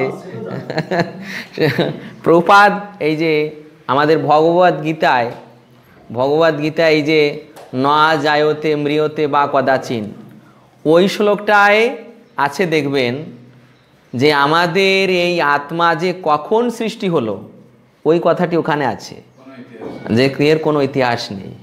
যে আমাদের এই আত্মা কখন সৃষ্টি হয়েছে এর কোনো ইতিহাস নেই, ওই পার্পটে প্রভুপাদ লিখছেন। তা এই যে চিন্ময় জগতে, তাহলে চিন্ময় জগতের কথা আর কি বলবো? চিন্ময় সত্য তো সর্বদাই নিত্য, কিন্তু কখন এই যে প্রকাশ হয়েছে কৃষ্ণ থেকে বলরাম, সেটা কেননা প্রকাশ তো হয়েছে কৃষ্ণ থেকে বলরাম, প্রথম প্রকাশ তো হয়েছে, কিন্তু কখন হয়েছে? কেননা আমরা কেবল এই ব্রহ্মার এক কল্পের কথা পড়ছি, কেবল এক কল্পের। তো এই এক কল্পের কথা পড়ছি, আর ব্রহ্মার জীবদ্দশায় ব্রহ্মার একটা মাসে এরকম 30টা কল্প, একটা মাসে 30টা কল্প, তারপর 12 মাসে 12 গুণ 30, তাহলে এই এক বিকল্পকাল। তো এক বিকল্পে এই একটা ব্রহ্মার জীবনকাল। আর এই রকম ব্রহ্মাদের সৃষ্টি করছেন যে মহাবিষ্ণু, তো তিনি সৃষ্টি হয়েছেন মহাকল্পে। সেটাও যে কবে তার উল্লেখ নেই, সে মহাকল্প কত বড় হবে। আর সেই চিন্ময় জগতে কৃষ্ণের থেকে বলরাম কবে হয়েছেন এটা বলা মুশকিল, বুঝতে পারছেন? সেটা হচ্ছে এই যে মুক্তি হিতার্থী অন্যতম স্বরূপের ব্যবস্থিতি। স্বরূপের ব্যবস্থিতি মানে যে কোনো পদ্ধতির যখন স্বরূপের চলতে হয়, তাহলে তখন সে ভগবানের সেবা করে। সেবা করে কি ব্রজধামে তার কি সেবায় ছিল, সেটাই তো স্বরূপ। এখানে কি সেবা করছে? ব্রজধামে সে ছিল না, হ্যাঁ, মুক্তি মানে স্বরূপে অধিষ্ঠিত হওয়া। হ্যাঁ, স্বরূপের সেবা হচ্ছে যে এখানে আপনি এই 4টি ভাবের কোন ভাবে সেবা করছেন। দাস্য, সখ্য, বাৎসল্য, মধুর, এই তো মুখ্য 4টি ভাব। এই 4টি ভাবের কোন ভাবে আপনি সেবা করছেন, কোন ভাবে আপনি সেবা করছেন। এছাড়াও রয়েছে ঐশ্বর্য ভাব। এই দাস্যের সঙ্গে মনে করুন ঐশ্বর্য মিশ্রিত হলো, তাহলে সেটাকে বলা হয় ঐশ্বর্য মিশ্রিত দাস্য। তাহলে তারা হচ্ছে বৈকুণ্ঠের পরিকর। এখান থেকে নির্দিষ্ট হয়ে যাবে যে ওটাও স্বরূপ অবস্থা, বৈকুণ্ঠও স্বরূপ, গোলক বৃন্দাবনও স্বরূপ, কিন্তু এখানে আপনি কোনভাবে আছেন, এখানে আপনি কোনভাবে আছেন, কি শুদ্ধ বাৎসল্যে? তাহলে গোলক বৃন্দাবনে গিয়ে ওই বাৎসল্যের যিনি অধ্যক্ষ আছেন মা যশোদা, নন্দ বাবা, তাদের অনুগত হয়ে। যদি এখানে আপনি শুদ্ধ মাধুর্যে, শুদ্ধ মাধুর্য, মাধুর্য দুই রকম, স্বকীয়া পরকীয়া, তো শুদ্ধ মাধুর্য যদি হন তাহলে গোলক বৃন্দাবনে গিয়ে সেখানে কোনো মঞ্জুরিদের অধীনে, বুঝতে পেরেছেন? আর যদি ঐশ্বর্য মিশ্রিত মাধুর্য হয় তাহলে বৈকুণ্ঠ লোকে গিয়ে বা যে কোনো দ্বারকা মথুরায় গিয়ে সেখানে লক্ষ্মী দেবীদের আনুগত্যে। আচ্ছা, এখানে একটা প্রশ্ন হচ্ছে যে স্বরূপে উপস্থিত হওয়ার পরে তাহলে আগে কি এইভাবে সে সেবা করতে? না, আগে সে বসে এই যখন আত্মা এখানে তো বদ্ধ হয়ে আছে, কেউ যখন নিত্য সেবা প্রাপ্ত হয় তার এসে আর এইরকম বদ্ধ হওয়ার কোনো অবকাশ থাকে না। প্রভুপাদ লিখেছেন যে কেউ যখন একবার সেই চিন্ময় অবস্থা প্রাপ্ত হয়, অর্থাৎ স্বরূপের সেবা প্রাপ্ত হয়, তার আর কখনো ডিমোশন হয় না, বুঝতে পেরেছেন? কেননা ওই চিন্ময় স্থিতি ওটা সর্বদা বৃদ্ধি প্রাপ্ত হয়, তার আর ঘাটতির কোনো চিত্র থাকে না। কিন্তু আমরা যে এই মহাবিষ্ণুর শরীরে আমাদের স্বরূপ আছে, কিন্তু সেটা অপ্রকাশিত স্বরূপ আছে, আত্মার স্বরূপ। তো যখন আমরা সেবা করব প্রেমময়ী, তখন আমাদের সেই প্রেমের যে সেবা অনুযায়ী সেই দেহ লাভ হবে। কারণ এখান থেকে দেখুন, কেউ সেবা করে একই স্তরের দুইজন ব্যক্তি, কেউ সেবা করে সখ্যভাবে চলে যাচ্ছে, এখান থেকে কেউ সেবা করে সখীভাবে চলে যাচ্ছে। হ্যাঁ, স্বরূপটা ঠিক এখান থেকে নির্ধারিত হয় যে আপনার স্বরূপ কি হবে।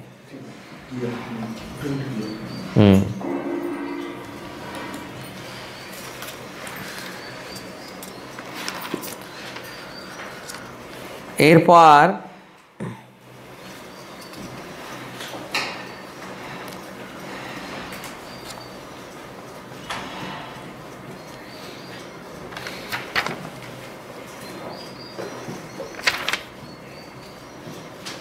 কত নম্বর শ্লোক? 44 নম্বর শ্লোক, তাই তো?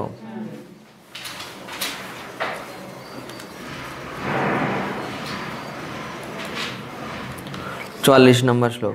ইত্থম ভাবেন কথিত ভগবান ভগবত্তম নেত্থু ভাবেন হি পরম দ্রষ্টুমর্হন্তি সুরয়ং। মহান তত্ত্বজ্ঞানীরা এইভাবে পরমেশ্বর ভগবানের কার্যকলাপ বর্ণনা করেন, কিন্তু শুদ্ধ ভক্ত এই সমস্ত রূপের অতীত ভগবানের অধিক মহিমামণ্ডিত দিব্য কার্যকলাপ দর্শন করার উপযুক্ত। এই যে সৃষ্টি স্থিতি প্রলয়, এর প্রতি শুদ্ধ ভক্তরা আকৃষ্ট হন না। সৃষ্টির করার যে রূপ ভগবানের, তার প্রতি আকৃষ্ট হন না। যে সৃষ্টির রূপ কি? মহাবিষ্ণুর রূপ, মহাবিষ্ণু গর্ভোদকশায়ী বিষ্ণু, সৃষ্টির রূপ, ভগবানের সৃষ্টির রূপ। তারপর পালনের রূপ ক্ষীরোদকশায়ী বিষ্ণু। আর ভগবানের যে আনন্দময় রূপ, এই যে আনন্দময় রূপ, এই হচ্ছে আনন্দময় রূপ, এই রূপের প্রতি ভক্তরা আকৃষ্ট হন। তাই এখানে বলা হয়েছে যে প্রথমেই দেখুন, ভগবান তার বিভিন্ন শক্তির মাধ্যমে এই জড়জগতের কেবল স্রষ্টা ও সংহারকই নন, তিনি একজন সাধারণ স্রষ্টা ও সংহারক থেকে আরও অধিক আরও কিছু, কেননা তার আনন্দময় রূপও রয়েছে। ভগবানের এই আনন্দময় রূপ শুদ্ধ ভক্তরাই কেবল উপলব্ধি করতে পারেন, অন্য আর কেউ করতে পারে না। তাই হচ্ছে ভগবানের আনন্দময় রূপ, শ্রীকৃষ্ণ রূপ, শ্রী চৈতন্য মহাপ্রভুর রূপ, শ্রীরামচন্দ্রের রূপ, আনন্দময় রূপ। এর প্রতি ভক্তরা অধিক আকৃষ্ট হন। কিন্তু স্বাভাবিকভাবে নৃসিংহদের প্রতি হয়তো সে ভয় থেকে বাঁচার জন্য আকৃষ্ট হচ্ছে, কিন্তু অত উগ্র রূপের প্রতি স্বাভাবিকভাবে কারো আসক্তি থাকবে না, কেননা দেখে ভয় পাবে সাধারণ মানুষ।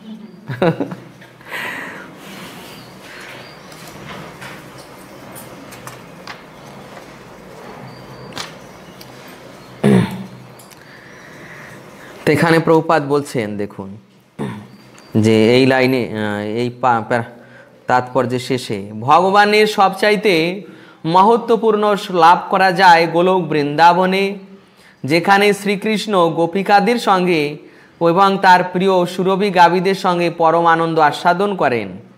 শ্রীকৃষ্ণের এই অপ্রাকৃত ধামের বর্ণনা ব্রহ্ম সংহিতায় রয়েছে, সেটিকে শ্রী চৈতন্য মহাপ্রভু এ বিষয়ে সবচাইতে প্রামাণিক শাস্ত্র বলে বিবেচনা করেছেন। যে ভগবানের সেই অপ্রাকৃত ধাম অর্থাৎ গোলক বৃন্দাবনের বর্ণনা, এটা কোথায় আছে? ব্রহ্ম সংহিতায় বর্ণিত আছে। ভগবানের সেই আনন্দময় রূপ, ভগবানের সেই আনন্দময় ধাম, যেখানে তিনি এইভাবে বিরাজ করছেন।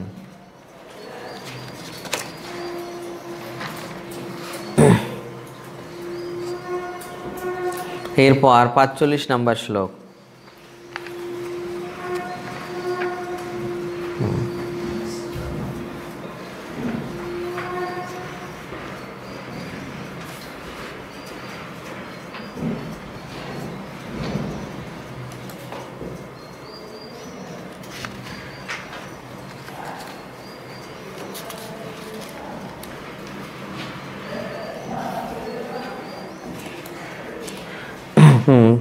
এখানে আরেকটু বলছেন, দেখুন যে ভগবানের শুদ্ধ ভক্তরা এই জড় সৃষ্টির প্রকটকালে ভগবত ভক্তির অনুশীলনের সুযোগের পূর্ণ সদ্ব্যবহার করে ভগবত ধামে প্রবেশ করার যোগ্যতা অর্জন করেন। যে ভগবানের নিত্য ধামে যাওয়ার সুযোগ দিয়েছেন ভগবান। 44 নম্বরের যে একটি গীতার শ্লোক আছে, 8 অধ্যায়ের 55 নম্বরে, দেখুন এই যে ভক্তা মাম ভবি জানাতি ইয়াবান যস্মসি তত্ত্বতো তত মাম তত্ত্বতো জ্ঞাতা বিশতে তদনন্তরম। যে শুদ্ধ ভক্তির দ্বারাই কেবল তাকে জানা যায়, তত্ত্বতো যাকে জেনে তারপর তার ধামে প্রবেশ করা যায়। তাই এইভাবে ভগবানের ধামে প্রবেশ করার যোগ্যতা হচ্ছে কি? তত্ত্বতো তাকে জানা। কেউ যখন তত্ত্বতো তাকে জানতে পারেন, তখন তিনি এইভাবে ভগবত ধাম ফিরে যান, ভগবত ধামে প্রত্যাবর্তন করেন। যেমন এই পৃথু মহারাজ গিয়েছিলেন, পৃথু মহারাজ আর তার পিছনে পিছনে তার স্ত্রী দেবী অর্চিও গিয়েছিলেন। দেবতারা দেখছেন যে তাদের লোক পার হয়ে যাচ্ছে, তারা পুষ্প বৃষ্টি করছেন যে তারা ভগবত ধাম চলে যাচ্ছেন। তো এইভাবে যে কেউ যখন তার এই মনুষ্য জীবনের সুযোগের সদ্ব্যবহার করেন, সুযোগ সবাইকে দেওয়া হয়েছে, সবাইকে এই মনুষ্য দেহ দেওয়া হয়েছে, সবাইকেই এই সূর্যের আলো, বায়ুর হাওয়া, এই পৃথিবীর স্থান, সবাইকেই সুযোগ দেওয়া হয়েছে। কিন্তু সদ্ব্যবহার করছেন যারা, তাদের জন্যই এই বৈকুণ্ঠ বিমান আসবে, তাদের জন্য যারা সদ্ব্যবহার করছেন। তাই বলছেন প্রভুপাদ যে এই জড় সৃষ্টির প্রকটকালে ভগবত ভক্তির অনুশীলনের পূর্ণ সুযোগ গ্রহণ করা উচিত। বিশ্বনাথ চক্রবর্তী ঠাকুর বলছেন, যেখানে একটা শব্দ রয়েছে ইত্থম ভাবেন, শ্লোকের প্রথমে, এই প্রকারে অর্থাৎ সৃষ্টি স্থিতি প্রলয়ের কর্তারূপে ভগবান কথিত হইয়া থাকেন।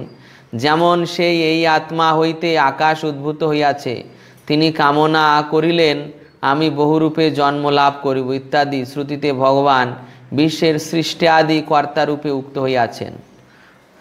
সুরয় বিচক্ষণগণ অর্থাৎ কোন শুদ্ধ ভক্তিমান বিবেকীগণ ভগবানকে কেবল বিশ্ব স্রষ্টাদি রূপে দেখিতে ইচ্ছা করেন না, কিন্তু তাহাকে চিদ বিভূতিরূপ বৈকুণ্ঠ প্রভৃতি নিজ ধামে স্বপ্রিয় পরিকরগণের সহিত বিহরণশীল রূপেই দেখিতে অভিলাষ করিয়া থাকেন। বুঝতে পারছেন? যে যারা শুদ্ধ ভক্ত তারা কেবল ভগবানকেই যেই যে সৃষ্টি করছেন, সংহার করছেন, পালন করছেন এই রূপে দেখিতে চান না। তারা ভগবানের ওই আনন্দ রূপ, যিনি স্বপ্রিয় পরিকরগণের সঙ্গে লীলাবিলাস করেন।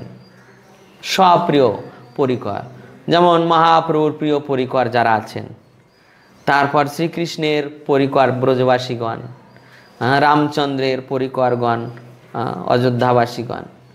তো এইভাবে শুদ্ধ ভক্তগণ সেই স্বপরিকরগণের সহিত বিহরণশীল রূপ, পরিকরগণের সঙ্গে যিনি বিহার করছেন সেই রূপে দর্শন করতে চান।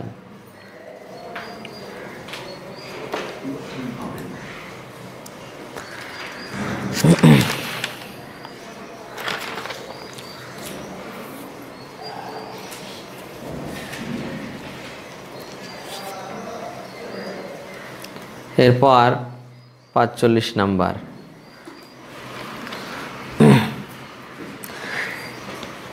নশ্য কর্মাণি জন্মাদৌ পরস্যানুবিধীয়তে কর্তৃত্ব প্রতিষেধার্থম মায়ায়ারোপিতম হি তৎ।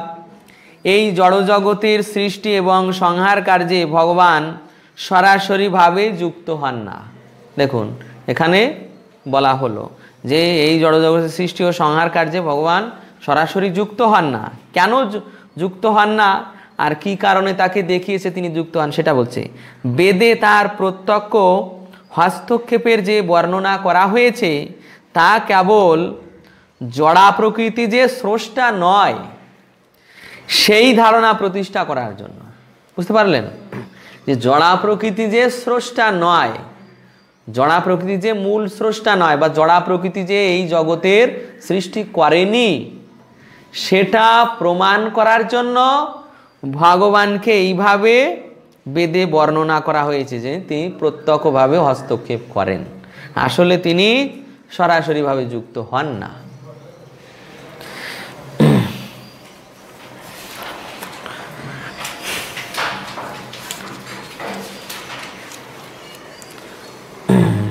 প্রভুপাদ এখানে বলছেন যে ভগবান যখন জড়া প্রকৃতির প্রতি তার দিব্য দৃষ্টিপাত করেন তখনই কেবল জড়া প্রকৃতি সক্রিয় হতে পারেন। ঠিক যেমন পিতামাতার সঙ্গে সঙ্গ করার ফলে মাতা গর্ভধারণ করতে সক্ষম হন, যদিও অনভিজ্ঞ ব্যক্তির কাছে মনে হতে পারে যে মাতা সন্তানের জন্ম দিচ্ছেন, কিন্তু অভিজ্ঞ ব্যক্তি জানেন যে পিতাই হচ্ছে সন্তানের জন্মদাতা। তাই জড়া প্রকৃতি পরম পিতার সংসর্গে আসার পরেই কেবল জড়জগতের স্থাবর জঙ্গম বস্তুসমূহ উৎপাদন করে, স্বতন্ত্রভাবে তার পক্ষে সম্ভব নয়। প্রভুপাদ এখানে একটি দৃষ্টান্ত দিয়েছেন। দেখুন এই যে এখানে এই অজগল স্তন ন্যায় ব্যাখ্যা করা হয়েছে। অজগল স্তন ন্যায় দেখুন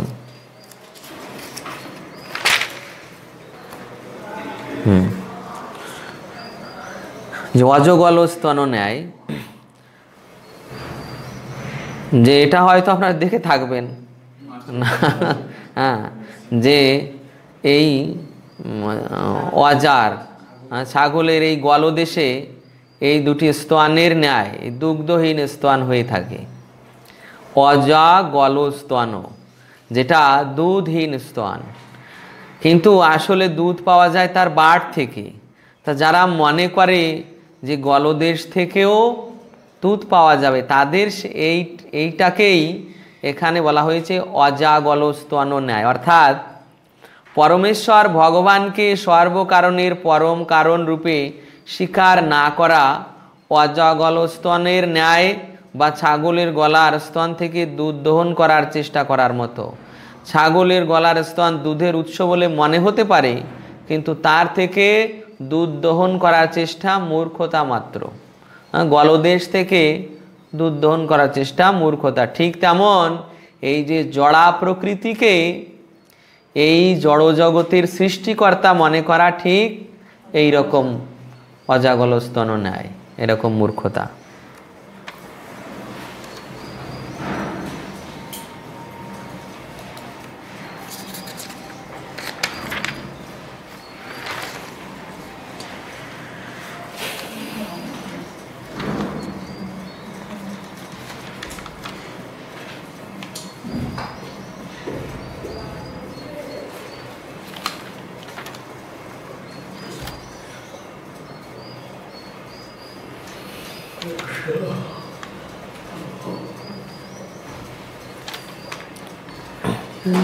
বিশ্বনাথ চক্রবর্তী ঠাকুর টিকায় লিখেছিলেন যে এটাই, যেটা বর্ণন করা হয়েছে, যে এই সৃষ্টি কার্যে ভগবানের যে হস্তক্ষেপ, এটা মানে বেদে এই জন্য প্রত্যক্ষভাবে দেওয়া হয়েছে যে যাতে সাধারণ মানুষ এটা উপলব্ধি করতে পারে যে ভগবানের মূল সৃষ্টিকর্তা। এইভাবে তাকে উপস্থাপন করা হয়েছে। আসলে ভগবান সরাসরি ওই জড়া প্রকৃতির দিকে দৃষ্টিপাতও করেন না, জড়া প্রকৃতির দিকে দৃষ্টিপাতও করে না, তিনি দৃষ্টিপাত করছেন তার সামনে বসা মহালক্ষ্মীর দিকে। এই মহালক্ষ্মী থেকে সেই প্রতিফলিত হয়ে তারপর মহালক্ষ্মীর ছায়া, তার সঙ্গে মহালক্ষ্মীর ছায়া স্বরূপা দুর্গার সঙ্গে ভগবানের ভ্রুযুগল থেকে যে শিবলিঙ্গ উৎপন্ন হয় তাদের সঙ্গ হয়, ভগবান সরাসরি দৃষ্টিপাত করেন না। তো এইভাবে যখন কেউ জড়া প্রকৃতিকে জগতের সৃষ্টিকর্তা মনে করেন তখন তাদের সেটা ভুল ধারণা হয়ে যায়, সেটা ওই অজগল স্তনের ন্যায় মূর্খতা হয়ে যায়।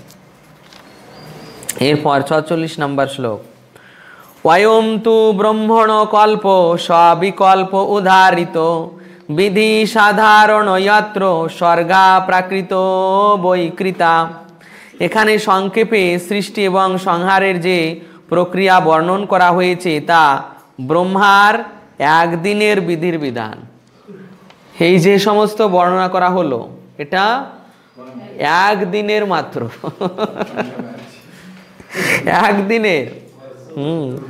একদিনের ব্রহ্মার 1 মাসে 30টা দিন, 30টি দিনে একদিন বর্ণনা করা হচ্ছে। তথাপি ওই একদিনের বর্ণনা আমরা এখনো শেষ করতে পারি না বা বুঝেও উঠতে পারবো না। এটি মহত্তত্ত্বের সৃষ্টির বিধি যাতে প্রকৃতি নিহত থাকে। প্রথমেই বলছে যে সৃষ্টি 3 প্রকার, মহাকল্প, বিকল্প এবং কল্প। 3 প্রকারের সৃষ্টি। এই মহাকল্প মানে দেখুন, মহাকল্প মানে মহাবিষ্ণুর আবির্ভাব।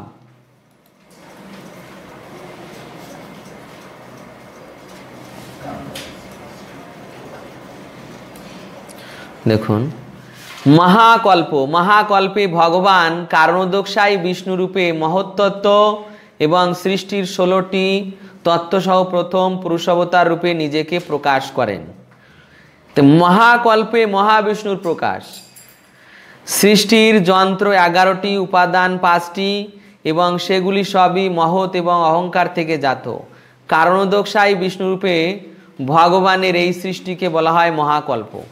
এই যখন মহাবিষ্ণু সৃষ্টি হলেন, মহাসংকর্ষণ থেকে মহাবিষ্ণু যখন তিনি সৃষ্টি হলেন সেই সময়টাকে বলা হচ্ছে মহাকল্প।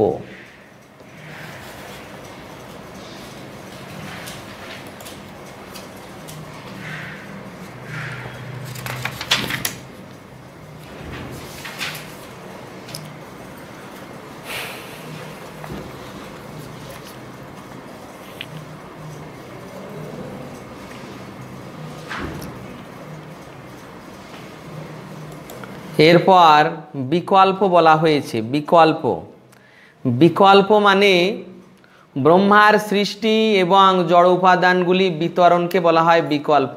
ব্রহ্মার আয়ুষ্কালকে বলা হয় বিকল্প। এই বিকল্প হচ্ছে ব্রহ্মার আয়ুষ্কাল। বিকল্প হচ্ছে ব্রহ্মার আয়ুষ্কাল এবং যা মহাবিষ্ণুর এক একটি নিঃশ্বাস প্রশ্বাসের সময়কাল। বুঝতে পেরেছেন? মহাবিষ্ণুর এক একটি নিঃশ্বাস প্রশ্বাসের সময়কাল হচ্ছে এই বিকল্পকাল।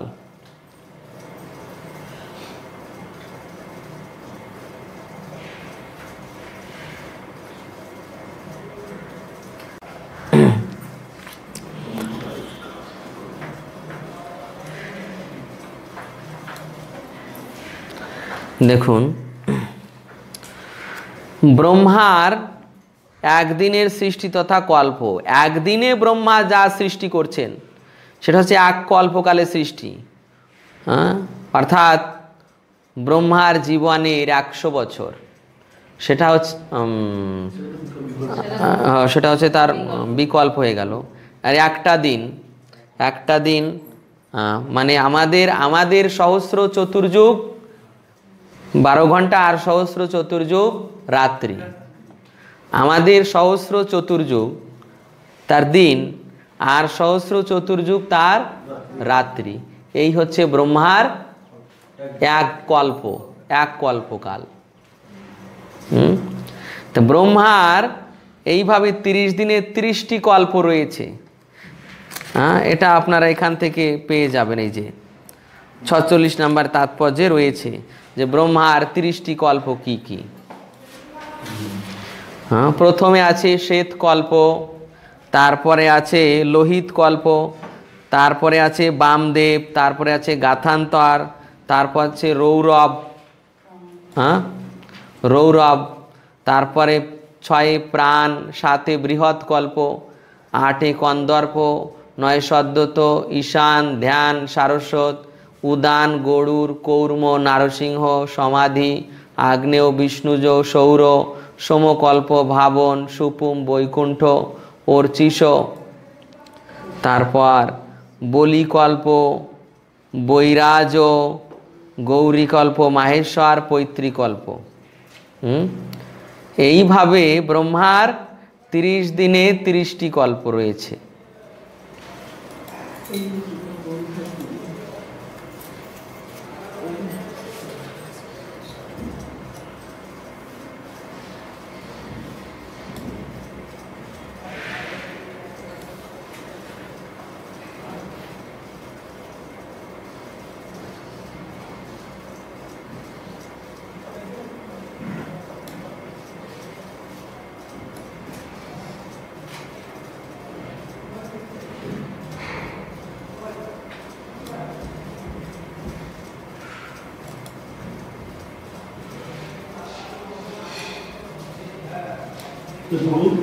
ব্রহ্মার আয়ুষ্কাল যে বলি 120 বছর, ঠিক সেরকমভাবে যে মহাকর্ম যেটা মহাবিষ্ণুর নিঃশ্বাস প্রশ্বাস, সেটার টাইম স্প্যানটা সময়টা কতটা বলা যাবে? কত আছে মহাবিষ্ণুর নিঃশ্বাস প্রশ্বাসের সময়? সেটা কি রয়েছে? ওই যে একবার ছেড়ে দিচ্ছে, একবার গ্রহণ করছে, এটাই ব্রহ্মার জীবনকাল, এক বিকল্প। এই শ্লোকটা 46 নম্বর শ্লোকের লাস্টে একবারে শেষে দেখুন শ্রী প্রভুপাদ তাৎপর্য দিয়েছেন যে ব্রহ্মার আয়ুষ্কাল মহাবিষ্ণুর এক নিঃশ্বাসের সমান, সুতরাং মহাবিষ্ণুর নিঃশ্বাস প্রশ্বাস হচ্ছে ভাবাবে। আসলে এখানে হয়তো প্রিন্টিং মিস্টেক হতে পারে, এটা হবে বিকল্প। এই ব্রহ্মার নিঃশ্বাস, দেখুন মহাবিষ্ণুর নিঃশ্বাসে ব্রহ্মার উৎপন্ন হচ্ছে, আবার নিঃশ্বাস টেনে নিচ্ছেন, ব্রহ্মার চলে আসছেন, মানে ব্রহ্মার মৃত্যু। তাহলে এই ব্রহ্মার জীবনকাল কি? এক বিকল্প। তাই এখানে লেখা আছে মহাকল্প, এটা প্রিন্টিং ভুল আছে, এটা হবে বিকল্প।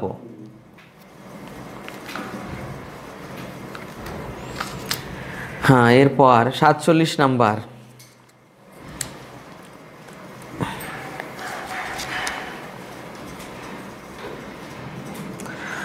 পরিমাণঞ্চ কালস্য কল্পলক্ষণ বিগ্রহম যথা পুরস্তদ ব্যাখ্যাস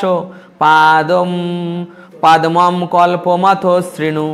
হে রাজন, যথাসময়ে আমি স্থূল সূক্ষ্মরূপে সময়ের মাপ এবং তাদের বিশিষ্ট লক্ষণসমূহ বর্ণন করব, কিন্তু এখন আমি আপনার কাছে পাদ্মকল্পের বিষয় বলবো, শ্রবণ করুন।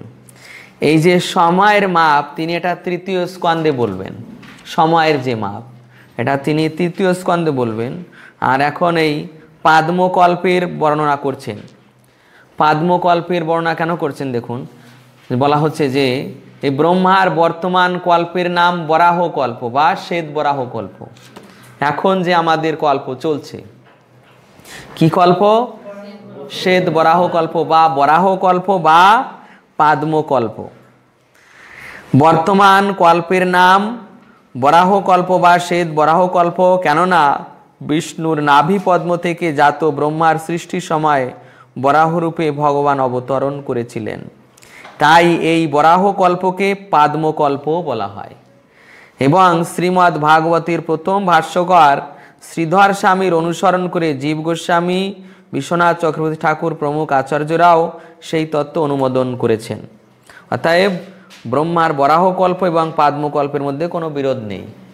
বুঝতে পেরেছেন? তিনজন আচার্যই একই বিষয় বলেছেন যে এই শ্বেত বরাহ মানে সেই বরাহকল্প, সেটাই পাদ্মকল্প।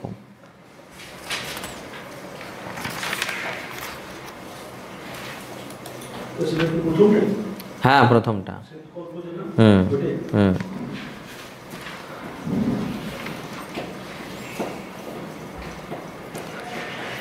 এই যে প্রথম কল্পে ভগবান, এই যখন ব্রহ্মার সৃষ্টি হয়েছিল প্রথম কল্পে, তখন এই শ্বেত বরাহ রূপে আবির্ভূত হয়েছিলেন। তখন কিন্তু হিরণ্যাক্ষের সঙ্গে মারপিট হয়নি। মারপিট হয়েছে ষষ্ঠ মন্বন্তরে, চাক্ষুষ মন্বন্তরে।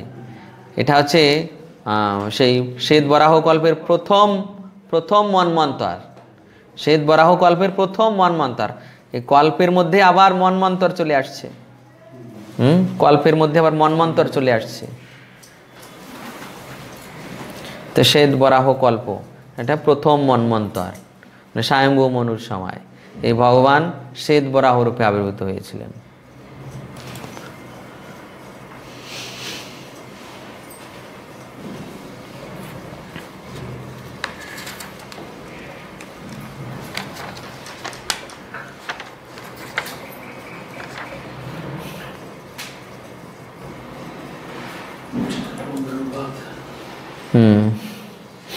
দেখুন, বিশ্বনাথ চক্রবর্তী ঠাকুর লিখছেন যে এইরূপ পাদ্মকল্পের কথন প্রাসঙ্গিক হইলে অন্য কথা শ্রবণের উৎকণ্ঠায় উহা স্থগিত রাখিয়া জিজ্ঞাসা করিতেছেন, ইয়দ আহ, আপনি যাহা বলিতেছেন। এটা পরেরটা চলে এসেছে, দাঁড়ান, 48 নম্বর শ্লোক চলে এসেছে। 48 নম্বর শ্লোকে জিজ্ঞাসা করছেন, সৌনক উবাচ যদাহন ভগবান সুতোক সত্তা ভাগবতোত্তম চচার তীর্থানি ভুবস্তস্ত্রা বন্ধন সুদুস্তেজান। সৌনক ঋষি সৃষ্টি সম্বন্ধে সব কিছু শ্রবণ করার পর সুত গোস্বামীর কাছে বিদুর সম্বন্ধে প্রশ্ন করলেন, কেননা সুত গোস্বামী তাকে পূর্বে উল্লেখ করেছিলেন কিভাবে বিদুর তার অতি অপরিহার্য আত্মীয় স্বজনদের বর্জন করে গৃহ ত্যাগ করেছিলেন। তো এইরূপে পাদ্মকল্পের কথন প্রাসঙ্গিক হইলেও অন্য কথা শ্রবণের উৎকণ্ঠায় উহা স্থগিত রাখিয়া জিজ্ঞাসা করিতেন, যদাহ, আপনি যাহা বলিয়াছেন। বিদুর তীর্থযাত্রায়াম, বিদুর তীর্থযাত্রা করিয়া মৈত্রীর নিকট আপনার গতিস্বরূপ শ্রীকৃষ্ণের বৃত্তান্ত অবগত হইয়াছিলেন ইত্যাদি প্রথম স্কন্দের 13 অধ্যায়ে আপনি মানে সুত যাহা বলিয়াছিলেন এই অর্থ। এখানে ভগবান বলিতে সর্বজ্ঞ মুনি মহামুনি মৈত্রেয় সত্তা বিদুর কৌশারবে মৈত্রেয়, অর্থাৎ মৈত্রেয়ের সহিত বিদুরের যে অধ্যাত্ম জ্ঞান সম্বন্ধে কথোপকথন হয়েছিল।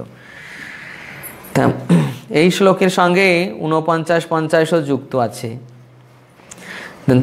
48 নম্বর শ্লোকে সৌনক ঋষি জিজ্ঞাসা করছেন, সৌনক ঋষি জিজ্ঞাসা করছেন যে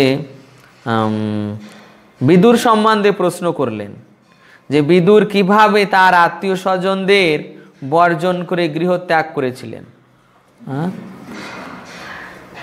এখন সেই বিদুর মৈত্রীয় সংবাদে আমাদের যেতে হবে, তা সেটার তৃতীয় স্কন্ধে শুরু হবে সেটা। এই তো এখান থেকে আর একটা শ্লোক আছে, তাই এরপর বিদুর মৈত্রীয় সংবাদ শুরু হবে।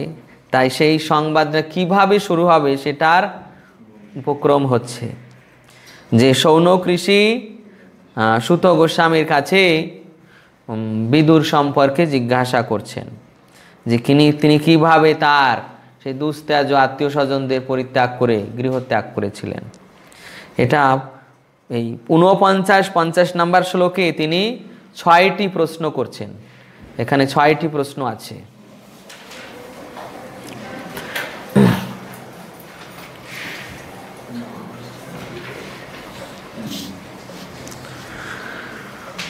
সত্যু কৌশারবেস্তস্য সংবাদোধ্যাত্ম সংশ্রিতা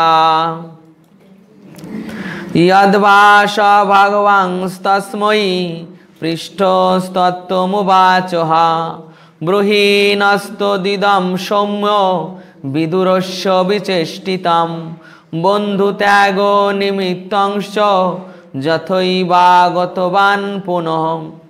সৌনক ঋষি বললেন, দয়া করে আপনি আমাদের বলুন বিদুর এবং মৈত্রীর মধ্যে অধ্যাত্ম বিষয়ে কি আলোচনা হয়েছিল, বিদুর কি প্রশ্ন করেছিলেন, তার উত্তরে মৈত্রীও কি বলেছিলেন। দয়া করে আপনি আমাদের এও বলুন বিদুর কেন তার আত্মীয় স্বজনদের সঙ্গে সম্পর্ক ছিন্ন করেছিলেন এবং কেন তিনি পুনরায় গৃহে ফিরে এসেছিলেন। তীর্থ পর্যটন করার সময় বিদুর কি করেছিলেন তাও আপনি আমাদের কাছে বলুন। 6টি প্রশ্ন দেখুন। প্রথম প্রশ্ন কি, বিদুর এবং মৈত্রীর মধ্যে অধ্যাত্ম বিষয়ে কি আলোচনা হয়েছিল। প্রথম প্রশ্ন। সৌনক ঋষি জিজ্ঞাসা করছেন সুত গোস্বামীকে যে বিদুর এবং মৈত্রীর মধ্যে অধ্যাত্ম বিষয়ে কি আলোচনা হয়েছিল। তো দ্বিতীয় প্রশ্ন, বিদুর কি প্রশ্ন করেছিলেন, বিদুর কি প্রশ্ন করেছিলেন, বিদুর কি প্রশ্ন করেছিলেন, দ্বিতীয় প্রশ্ন। তৃতীয়, বিদুরের প্রশ্নের উত্তরে মৈত্রেয় কি বলেছিলেন। তৃতীয় প্রশ্ন হচ্ছে বিদুরের প্রশ্নের উত্তরে মৈত্রেয় কি বলেছিলেন। চতুর্থ প্রশ্ন হচ্ছে বিদুর কেন তার আত্মীয় স্বজনদের সঙ্গে সম্পর্ক ছিন্ন করেছিলেন, কেন আত্মীয় স্বজনদের সঙ্গে সম্পর্ক ছিন্ন করলেন। পঞ্চম প্রশ্ন, বিদুর কেন পুনরায় গৃহে ফিরে এসেছিলেন, বিদুর কেন গৃহ ফিরে এলেন। আর ষষ্ঠ, তীর্থ পর্যটনে বিদুর কি করেছিলেন, মানে পর্যটনের সময় তিনি কি জীবিকা গ্রহণ করেছিলেন, কি বৃত্তি গ্রহণ করেছিলেন। এই 6টি প্রশ্ন জিজ্ঞাসা করছেন, এর উত্তর তিনি ওই তৃতীয় স্কন্ধে প্রদান করবেন।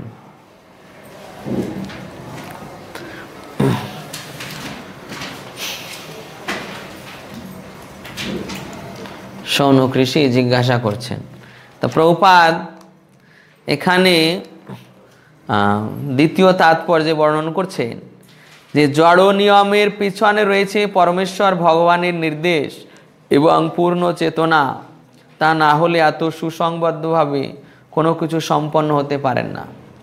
মানে একটা গোলাপ ফুলের দৃষ্টান্ত দিয়ে বলছেন যে গোলাপ ফুল এত সুন্দর যে তাকে কে এইভাবে নির্মাণ করেছে,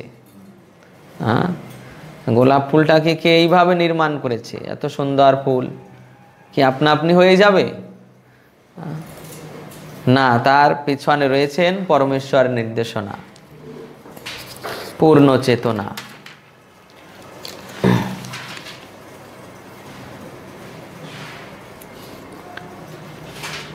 তো এখানে বর্ণন করছেন যে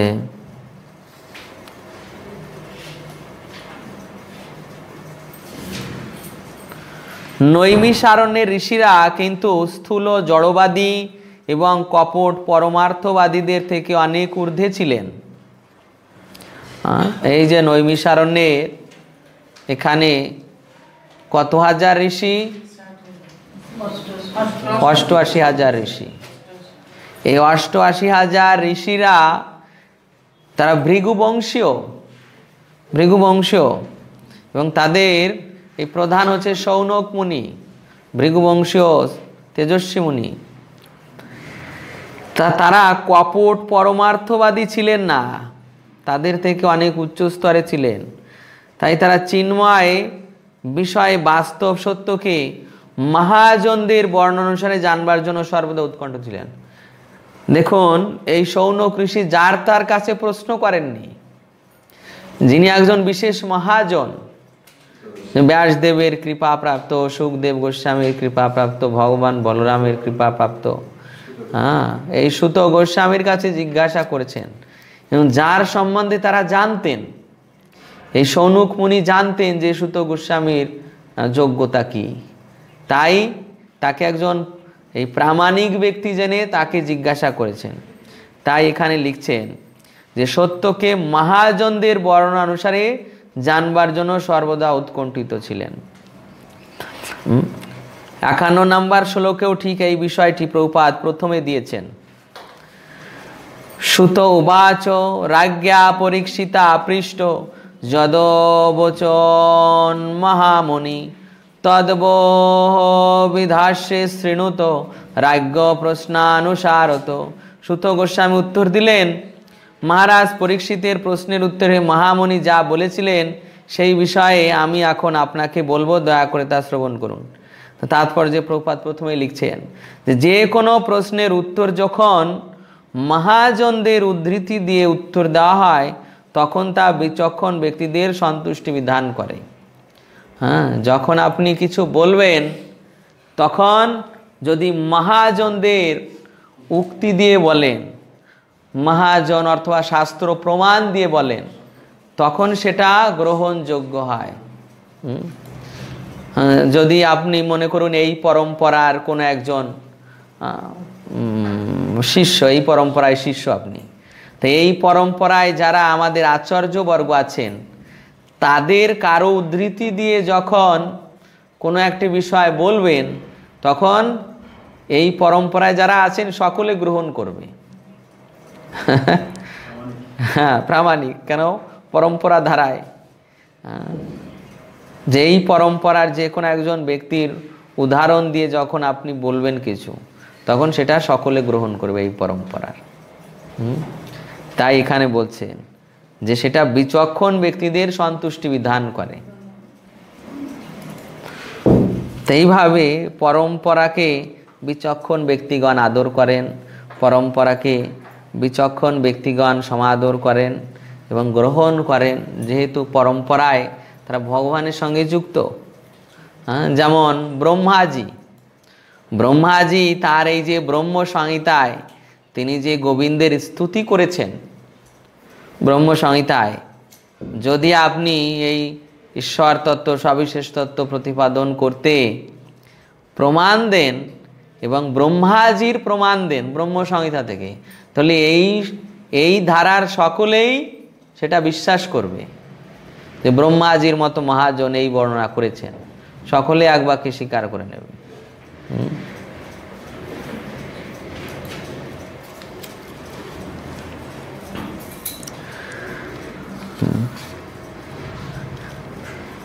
শেষে বলছেন যে আমাদের সকলের কর্তব্য হচ্ছে পরমেশ্বর ভগবান নির্দেশ পালন করা, যিনি সর্বকারণের পরম কারণ এবং নিঃসন্দেহে সব কিছু যার অধীন। মনে করুন ব্রহ্মাজির উদাহরণ দিচ্ছেন বা সুখদেব গোস্বামীর উদাহরণ দিচ্ছেন, সুখদেব গোস্বামী এটা বলেছেন, তাহলে সকলে যারা এই পরম্পরায় আছে সেটা গ্রহণ করবেন। কিন্তু যেহেতু তিনি হচ্ছেন সুখদেব গোস্বামী হচ্ছেন সমস্ত মুনি ঋষিদের মুকুটমণি স্বরূপ, তাই তিনি কৃষ্ণ সম্বন্ধে বা ভগবান সম্বন্ধে যে বর্ণনা করেছেন তা যদি আপনি সুখদেব গোস্বামীর বলা যে বাক্য সেটা বর্ণন করেন, তাহলে এই সঙ্গের সকলে সেটা গ্রহণ করবে এবং প্রমাণ রূপে গ্রহণ করবে। এটাই হচ্ছে পরম্পরা।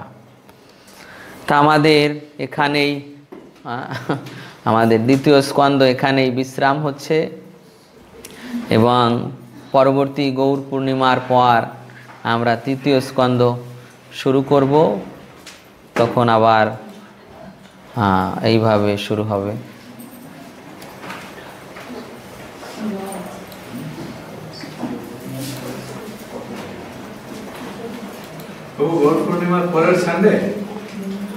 সেটা জানিয়ে দেওয়া হবে।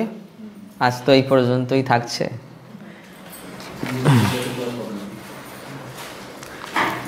জয় জয় মূল পুরাণ শ্রীমদ্ ভাগবতাম কি জয়, শ্রীল প্রভুপাদ কি জয়, সমবেত গৌর ভক্তবৃন্দ কি জয়, নিতাই গৌর প্রেমানন্দে।